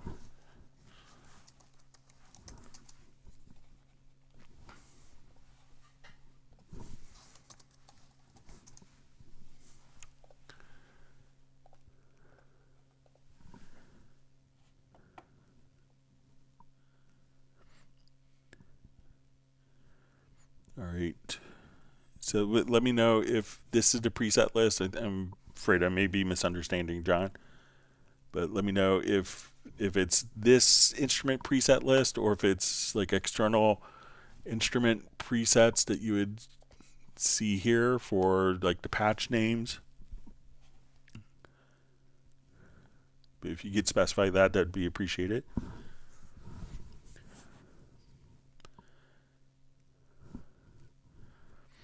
All right. Okay, so we see from Sable Winters, question, great to see you on, Sable, as always. How do I print a score or lead sheet with the song title from the score editor? Okay, so let's come over here.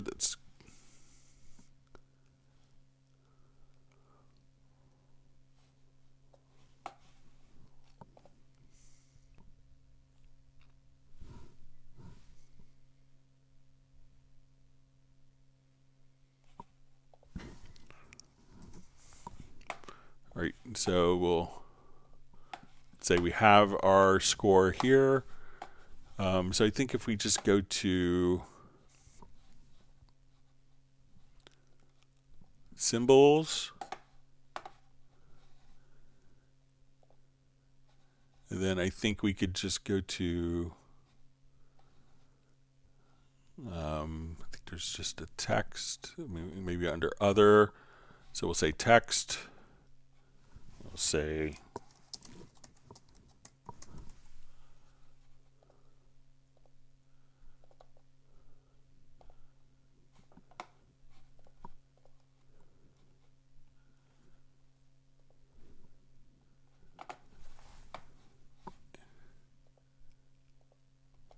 let me just see if we could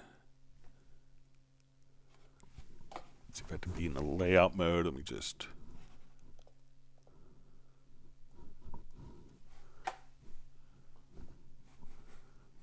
All right, so now I just typed in text here. Let's change the font. All right, so I want font options. We'll give it a frame if you want to give it a box. If we want to come over here, let's positioning. Let's, we could alignment. Let's put it in the center. And then you could just, so let's just say, okay, let's put it. So you could just kind of put that information in. So you could just kind of put text, and then if you go to the right hand side, you could select the text, and if you want to have, different fonts, we could do that as well. So you go here, say, okay, I want to look at system fonts, and let's say if you want to go to, you could have different fonts for the score, or if you want for score fonts. Or you could say, let's go to, so if you want to do rehearsals, staff names, time signatures, you have independent fonts for all of those. But you could just grab the text tool from the symbols and just click, and then you could center the text or put the text in the left if you wanted to. So whatever you want to do, and you could just put copyright information, stuff like that.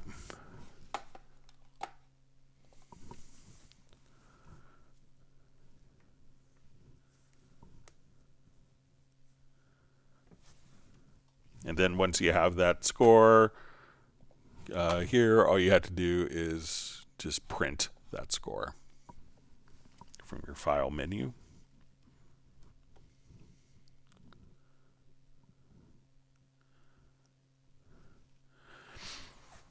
All right, so we see, is it possible to open a track with the volume fader set to minus 10 dB by default?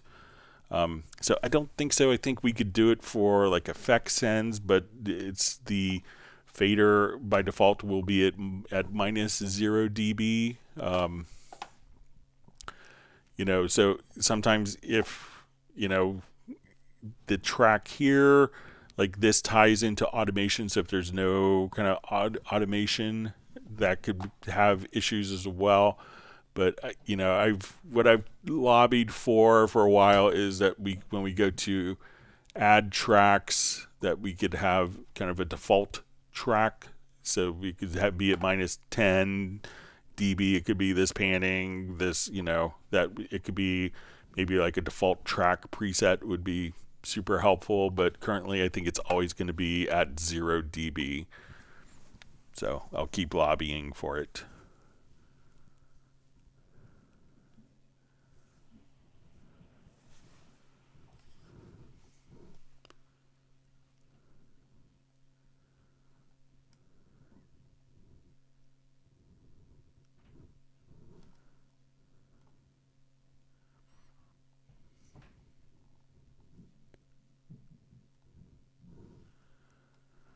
All right, so we see JVI ask MIDI engine / T guitar question was not totally correct. The guitar was ample sound where it is possible, but I'm having trouble with the routing. I'll play with it though. So sometimes if the plugin is triggering the samples and it's generating the MIDI data, some plugins, like if we open up Groove Agent. So let's say we open up an instance. I look at first we'll come over here and look at our MIDI inputs. So when we go to our MIDI inputs, we can see we have all of these devices. But now if I opened up an instrument, so if the instrument itself transmits MIDI back, you can output the MIDI that's being generated. You could do, and Groove Agent is one of the instruments that does this. So now when I go to an input, we could see that we'll, instead of like right here at all MIDI inputs, so look to see if you now could come over here and have an input from the instrument itself. So that's how you can just simply, if it outputs through a MIDI port, which is a common way of doing that, you will see that as an available MIDI input into the track. And then you can just hit record, and the MIDI being generated by the plugin can be sent back into a MIDI track to be captured. So sorry for misunderstanding question earlier. Let me just clear my throat.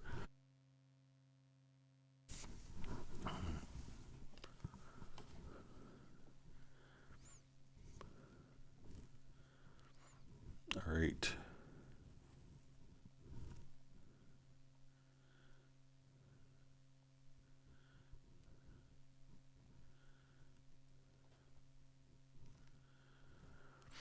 All right, so we see, is it possible to record a MIDI sequence into a pad in Hallion Sonic? So I think that the pads are really designed for chords, but not individual sequences. But let's take a look, just to make sure.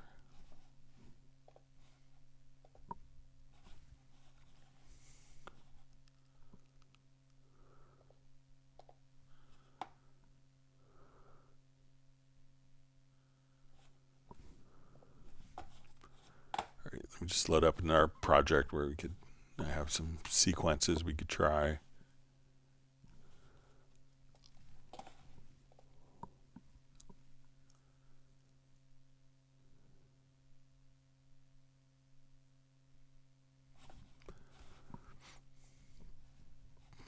All right, so let's say we have MIDI event here. We'll open up. So I don't think that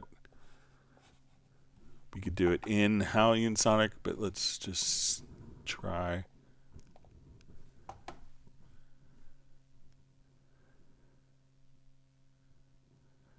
Yeah, so we could do this, but if you wanted to, what you could do, and this is not necessarily in Howling and Sonic, but if you go to the chord pads, we could take a particular pattern and drag it to the MIDI part, and now at this point we could just say, okay, we could take that particular pattern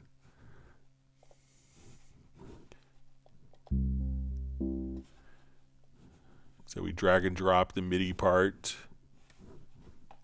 and now we could just do patterns kind of globally regardless of any instrument right from the chord pads, and we could just trigger those particular chord pads right from your MIDI keyboard as well.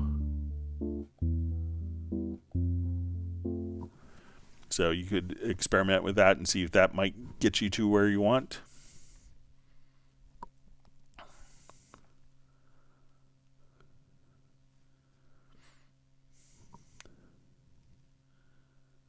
See, Sable Winters is wanting a soup recipe.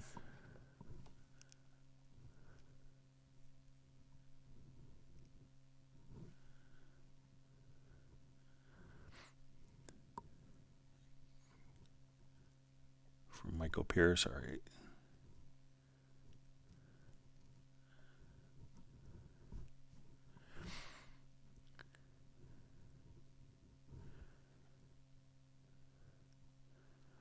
Okay. So Mark Rabin asks, what is the meaning of the term polyrhythmic? Okay, so let's come over. So often it could be something like, okay, I want to have like multiple rhythms kind of going on at once, maybe with different pulses. So let's say we will come over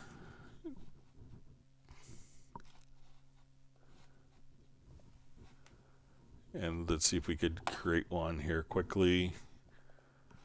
All right, so let's say I want my kick, let's say, to be on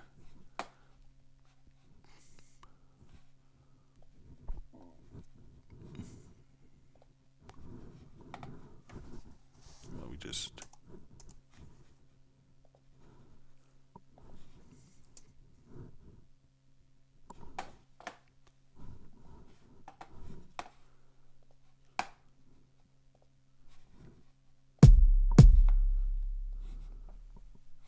okay. Yeah, all right. So let me just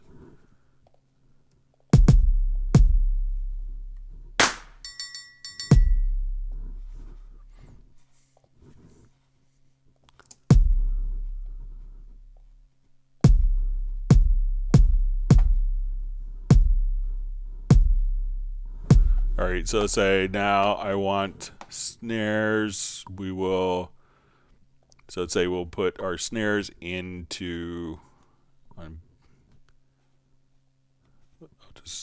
we'll just do kind of a standard. All right, so we say this is kind of one rhythm. All right, so let's say we have this going on a particular part. So we have like very straight.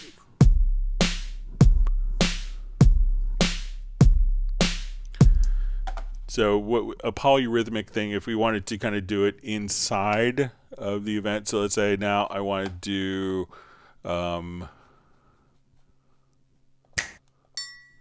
triangles, but I wanted these to be eighth notes, but eighth note triplets. So we can now kind of have different, let's do maybe half note triplets.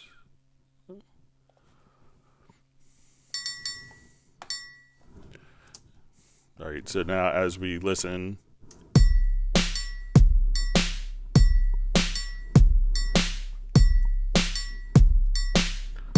and sometimes polyrhythms don't necessarily all align together, so it could be like 4/4 and 3/4 going on simultaneously. You think Kashmir by Led Zeppelin. But let's say I want to put in eighth notes on my percussion here. And I will just randomly take some of these and move them.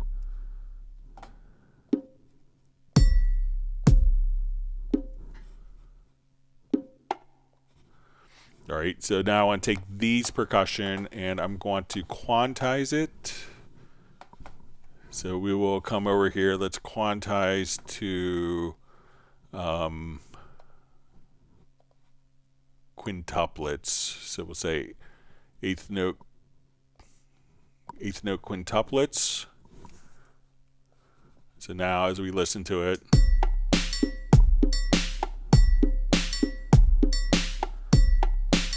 and we'll make it 16th notes quintuplets, and then so we'll quantize.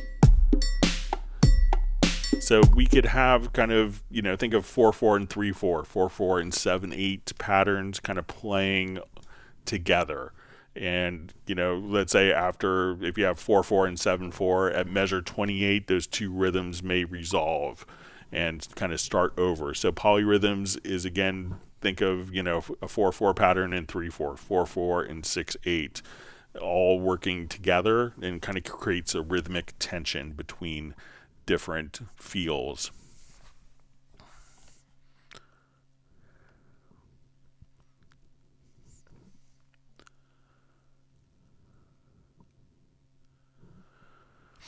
All right, so we see what is the best way to try out all the presets of the Project Logical Editor to get familiar with this tool. You know, so, you know, come up with, you know, when you look at presets, you know, it's really just, you know, different presets will require, you know, different setups. So if you're kind of working with factory presets, you can say, okay, I want to do nudging. Okay, so I want to, you know, come here, we'll say, okay, we want to nudge all parts on selected tracks by 1 frame. All right, so that's pretty easy to understand. You know, so just kind of a lot of the times when you do this, you know, I want to add the date to selected audio track names. So, you know, and once you kind of open this up, at this point we could just say, you know, and see kind of what the logic of it is. And sometimes I know that this could be, some people just can't get their heads kind of wrapped around, you know, like a Boolean scenario. And a Boolean scenario is like, you know, this kind of like a classic computer programmer. If we have this and this, then do this to those things. So we have A and B, and I want to do this function to A and B. And I have A and B with these parameter sets. So I want to take tracks that are named bass and guitar, and those tracks I want to color them blue. So, you know, that's kind of the scenario that you have, but we can, again, just kind of come over and, you know, just open up some of the presets, and that's a fantastic way to learn what is you know, available for you. So, and, you know, if you just search for, go to cubaseindex.com or search through the live stream index, you can just simply look for Project Logical Editor. There's, you know, probably hundreds of different examples of it in use. But, you know, guys, when you do with it, have kind of a test project, and you're not going to set off a nuclear bomb or, you know, a gun or anything like that. So there's no real consequences to it if you have kind of just a quick test project. All right, so we see, is Halion Sonic 7 compatible with MPE? So yes, it is. So all the sounds that play back can do different note expression. So yes, and if you wanted to use a controller such as the Rolly, it's, you know, it's all set up for that and to respond. As is Pad Shop and Groove Agent, or Pad Shop and Retrolog.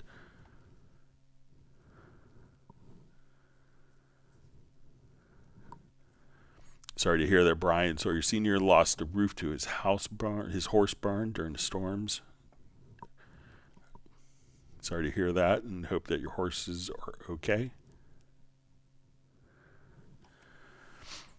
All right, so we see question: to export a MIDI file without taxing the CPU, is it advisable to increase the buffer size? Generally exporting the MIDI file, I don't think adds a lot of CPU resources because it's not playing. If it's exporting the MIDI file as MIDI, like a standard MIDI file, it's not really going to make a difference. If you're exporting the MIDI information to audio, raising the buffer size can make it go a little bit faster as well.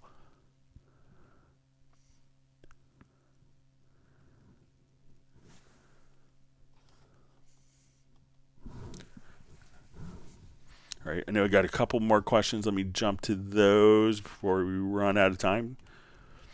All right.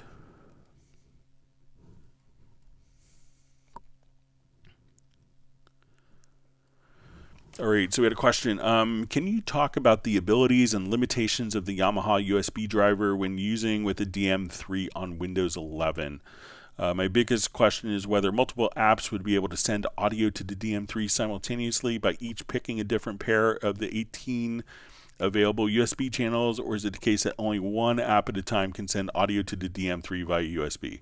Is this answer different when a DM3 is in DAW mode? So I believe how the drivers, and I haven't had firsthand experience with it because I haven't really been out to the office since it was released. But I believe how the driver is going to work, and I just conferred with one of my colleagues last night after I got this question, is it's just going to see like 18 available streams that are inputted and outputted, but I don't think different applications would be able to see different inputs and outputs independently. So I think once you kind of have it set up, at that point, it's going to be able to take all the inputs and outputs, but I don't think the separate outs or ins would be addressable by, would be uniquely addressable by multiple applications. All right. So we had a question. Can you please describe the built-in ASIO driver versus the Yamaha Steinberg USB ASIO driver? Why was the built-in driver added? What's the use case for each? So when we go to your studio menu to studio setup, we can see, we go to my audio system. Anytime that you connect an audio device to your system, so I have my Dell display monitor, I have like the Yamaha AGO8 that I use for, my voice and the audio for the live stream. I have my Steinberg interface here. So, but if I didn't have an audio interface connected, the computer itself has an audio output. So the computer, my MacBook Pro, has an audio out that I could connect an 1/8" mini jack to speakers. I could connect headphones directly to that. So if I wanted to use the built-in audio hardware of my computer, whether it's a PC, laptop, or desktop, your Mac laptop or desktop, they will have, speaker outputs. We could have, when we say built-in audio, it goes directly to the built-in audio hardware of my MacBook Pro. When I say the Yamaha Steinberg USB driver, that's a driver that communicates with the Steinberg and Yamaha hardware. So it's a shared driver base. So if I use my Steinberg UR24C as my audio interface, and that's the interface that I'm using. So when I select that, the audio we can use the connections in inputs and outputs of our audio of my Yamaha Steinberg interface, my UR24C. If I wanted to send audio out of the HDMI output to my Dell display, I could choose this to go directly to my Dell. So whatever is connected here, it's just what audio hardware we're sending audio from Cubase so that you can hear it.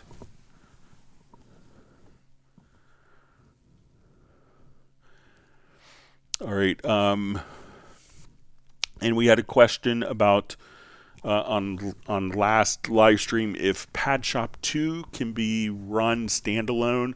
And as a standalone version, like Groove Agent can currently be running as a standalone program outside of a host like Cubase, as well as Hallian Sonic is designed for that. and someone had asked if this capability was available with Pad Shop, and and they just had the Pad Shop license as part of their Cubase license, and they wanted to know if it was available to use as a standalone program. So it doesn't seem, and I checked with some of my colleagues at Steinberg, and they were under the impression it was only currently designed to be used as a plugin in a host application and not to be run standalone. So even if you bought the standalone license or bought the license with the Absolute 6 collection, that it still wouldn't offer the ability to run it as a standalone program, that it just works as a plugin in a host program like Cubase.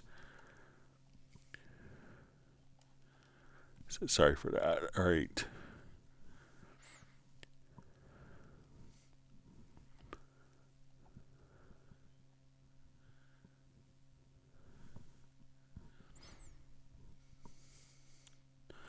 And then there's another question about, since Halion 7 does have granular synthesis, are parts of Halion 7 compatible to Pad Shop 2 apart from the Pad Shop presets, or even a good replacement for Pad Shop 2?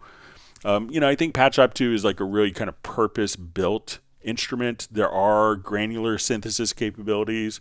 And if I were to speculate, a lot of the instruments such as Retrolog and the Grand, underneath the hood, the engine that's powering all those is going to be, generated by Halion, but sometimes it's going to be presented in kind of a unique way, so that it's more accessible and can make more sense for like a purpose-built solution for a particular type of synthesis.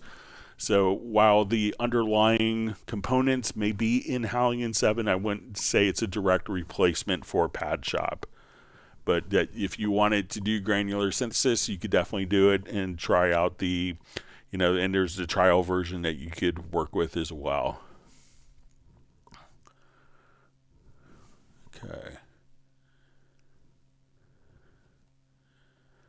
Okay, so I think we got through all the mailed in questions. We got a couple in earlier. Let's jump back to our live questions. Thanks for sending questions in. Again, you could always submit questions in advance to clubcubase@steinberg.de. All right.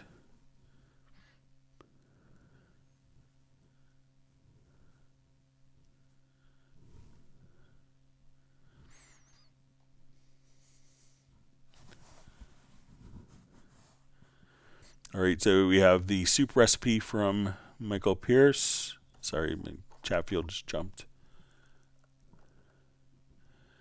It says miso soup, rehydrate wakame seaweed, simmer kombu seaweed and shiitake in water, drain for dashi, add tofu, then wakame simmer, add 5 tablespoons of miso paste, and shut off and heat, and spring onions.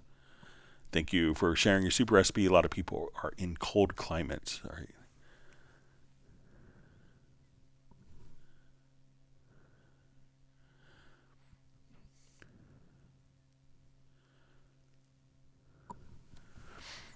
All right, so we see from Donnie, is there a preference to have Cubase only affect the main lane or top only and ignore all the lanes below when doing any type of editing or selecting? All right, so let's take a look. So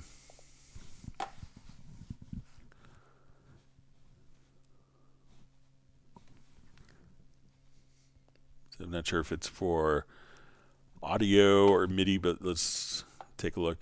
I have like a comping thing here. Okay, so I have multiple lanes here. When I go to do an edit, it's not necessarily, so if my main lane, so if I want to, let's say if I edit that, all right. So let's see if I go to audio and choose Um,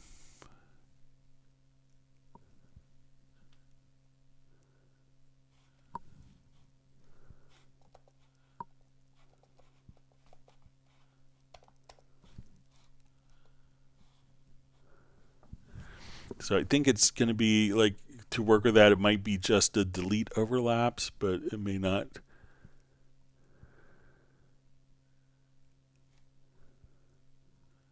Just see if it's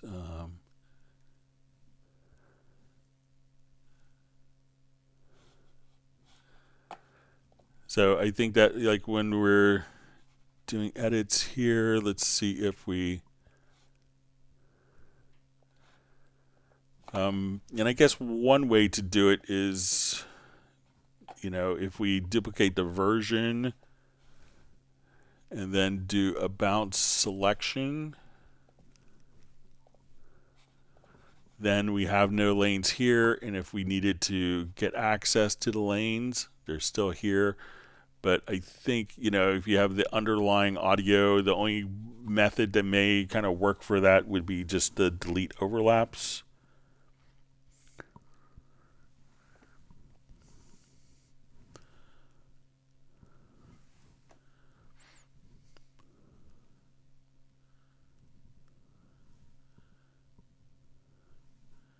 Okay.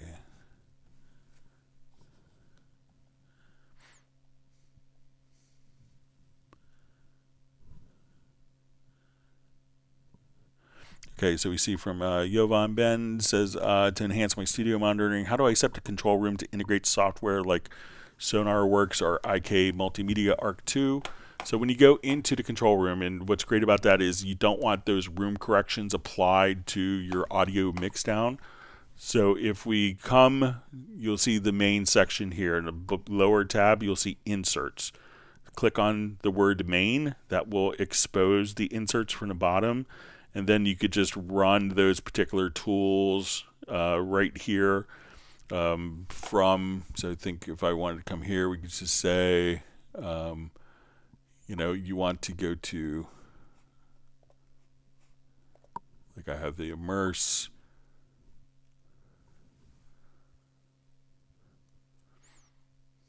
So at this point, you could run it in the monitoring path, but it doesn't affect, it's not actually placed on it's not going to affect the exported channel. So just go to the inserts. So you want to click on the bottom tab here, inserts. If you don't see the inserts visible, click on the main.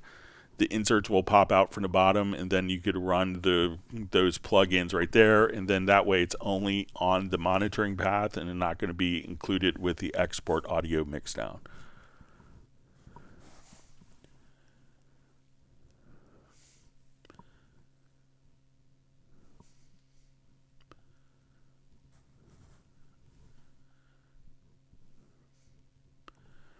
All right.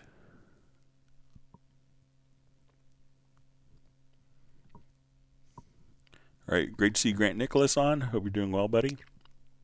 He's from Baltimore, Maryland.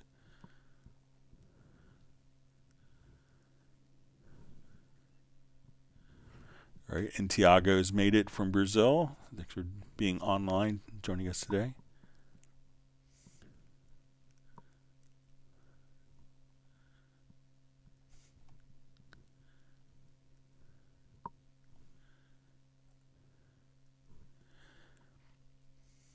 All right, so we see Garrett just mentioned the BB Tubular Bells was featured on the Hot Mess Christmas single. That's good. From Backbone.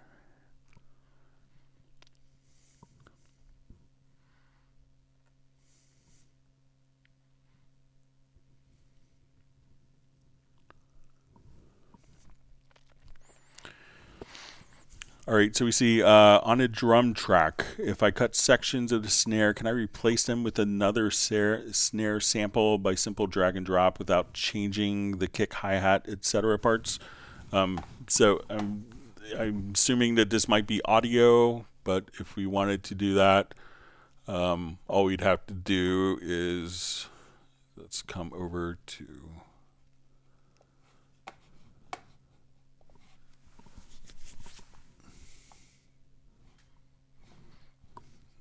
revert to this.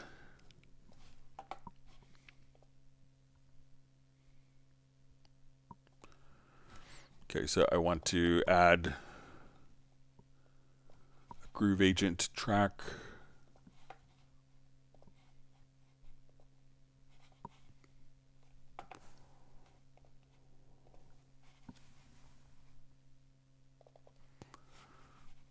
Okay, so and let's say I want to use that snare. So all you'd have to do is, let's say, I'm going to come here to, all right, let me just set the bus for these so we hear the drums.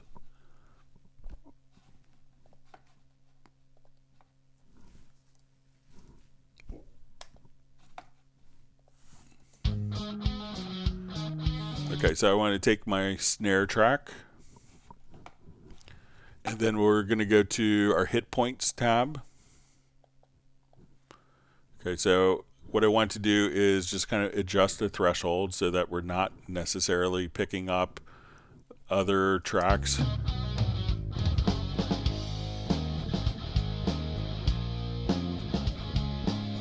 And then once I've done that, we'll see this little create option, and I'm going to say create MIDI notes.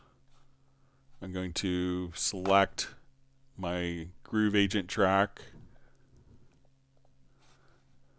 So let's create MIDI notes. I'm going to put it onto D1 and hit OK.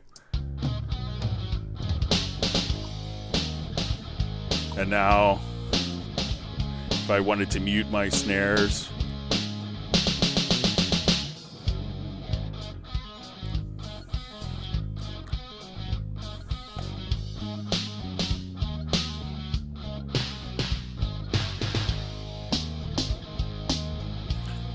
and now we're just listening to the snares that have been replaced from the original audio recording. So again, just double click, go to your hit points. You want to just kind of dial in if there's any bleed so that you're not recording like a kick drum that's bleeding through. And you could adjust the intensity and then create MIDI notes. It can go to the first selected track, or you can make a new MIDI track and assign that data to any samples or playback sources.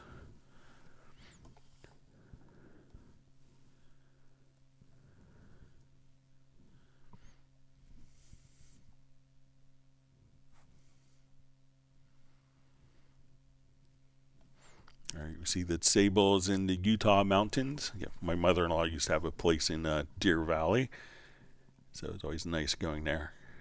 And as soon as my son got old enough to ski, she sold it. So.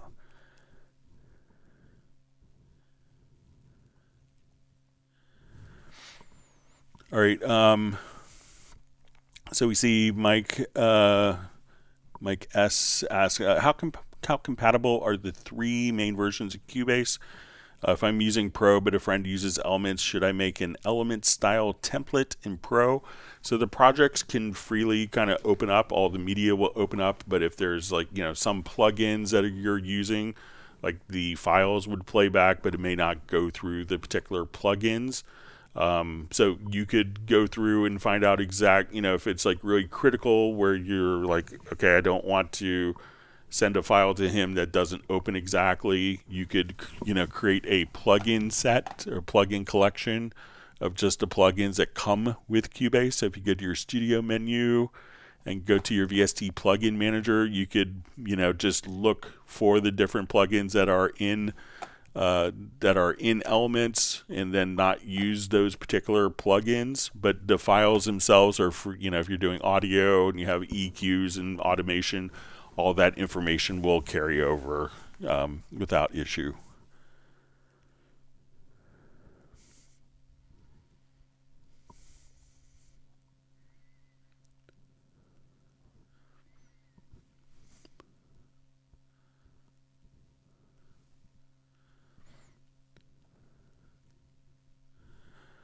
All right, so we see, hi Greg, on Groove Agent, is there a way to have the load panel open automatically when you load a Groove Agent instance? I don't think so. I think it's always going to be, but let's take a look.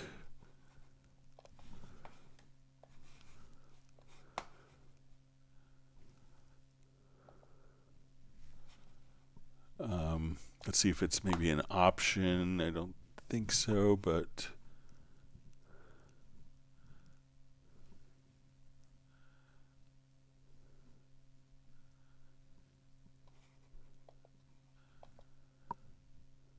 yeah, I think it just has to be turned on. So I don't think that there is like a preference to automatically load that up, but I'll pass that along as a request. Let me just see if there's, yeah, and there's not a way to kind of automate it through a macro or something, I don't think. But it's a good suggestion. Thanks for mentioning it.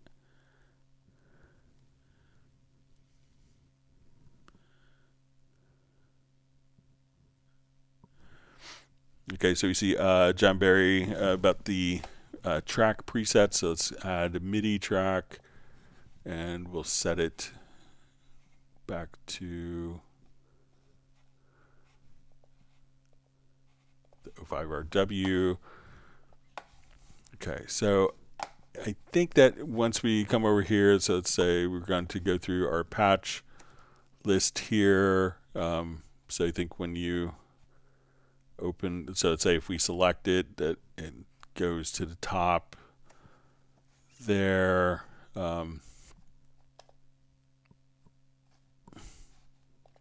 Yeah, so I guess it can make sense if you want it to stay in the position or the bank. But okay, yeah, thanks for clarifying that, and I'll see if there's anything that can be done with that. Or as if you have like, but usually you have I guess you could have multiple banks of program changes.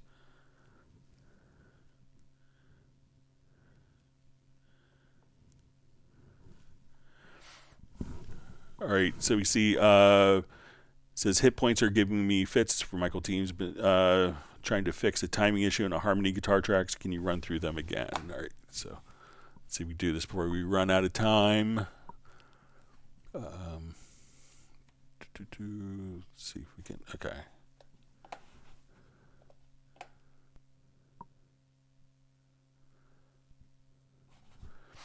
All right, so once we kind of figure out what the hit points are, so let's say I have this, we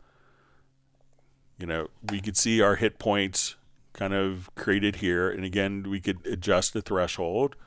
And when you do this, also you could adjust the intensity, and that could be a factor for determining where the hit points are. So if you want to fix kind of the timing, what you could do now is you'll see under create warp markers from the hit points. We want to switch our warp tool to free warp, and we need to zoom in. And now that we're zoomed in, I could select, like if I have two channels that are the same, and we select our time warp tool.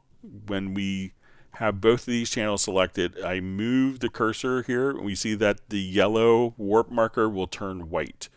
Now, since both of those are selected, we can come over and tweak the rhythmic placement and have it automatically snap to the grid. All right, so with that, we are out of time. I want to thank everyone for all the great questions. If you learned something new, make sure you hit the like button. I'm grateful that everyone was able to spend part of your morning, evening, afternoon. Since so many people are cold, we hope everyone gets warm, and we'll see you back on Tuesday. Goodbye.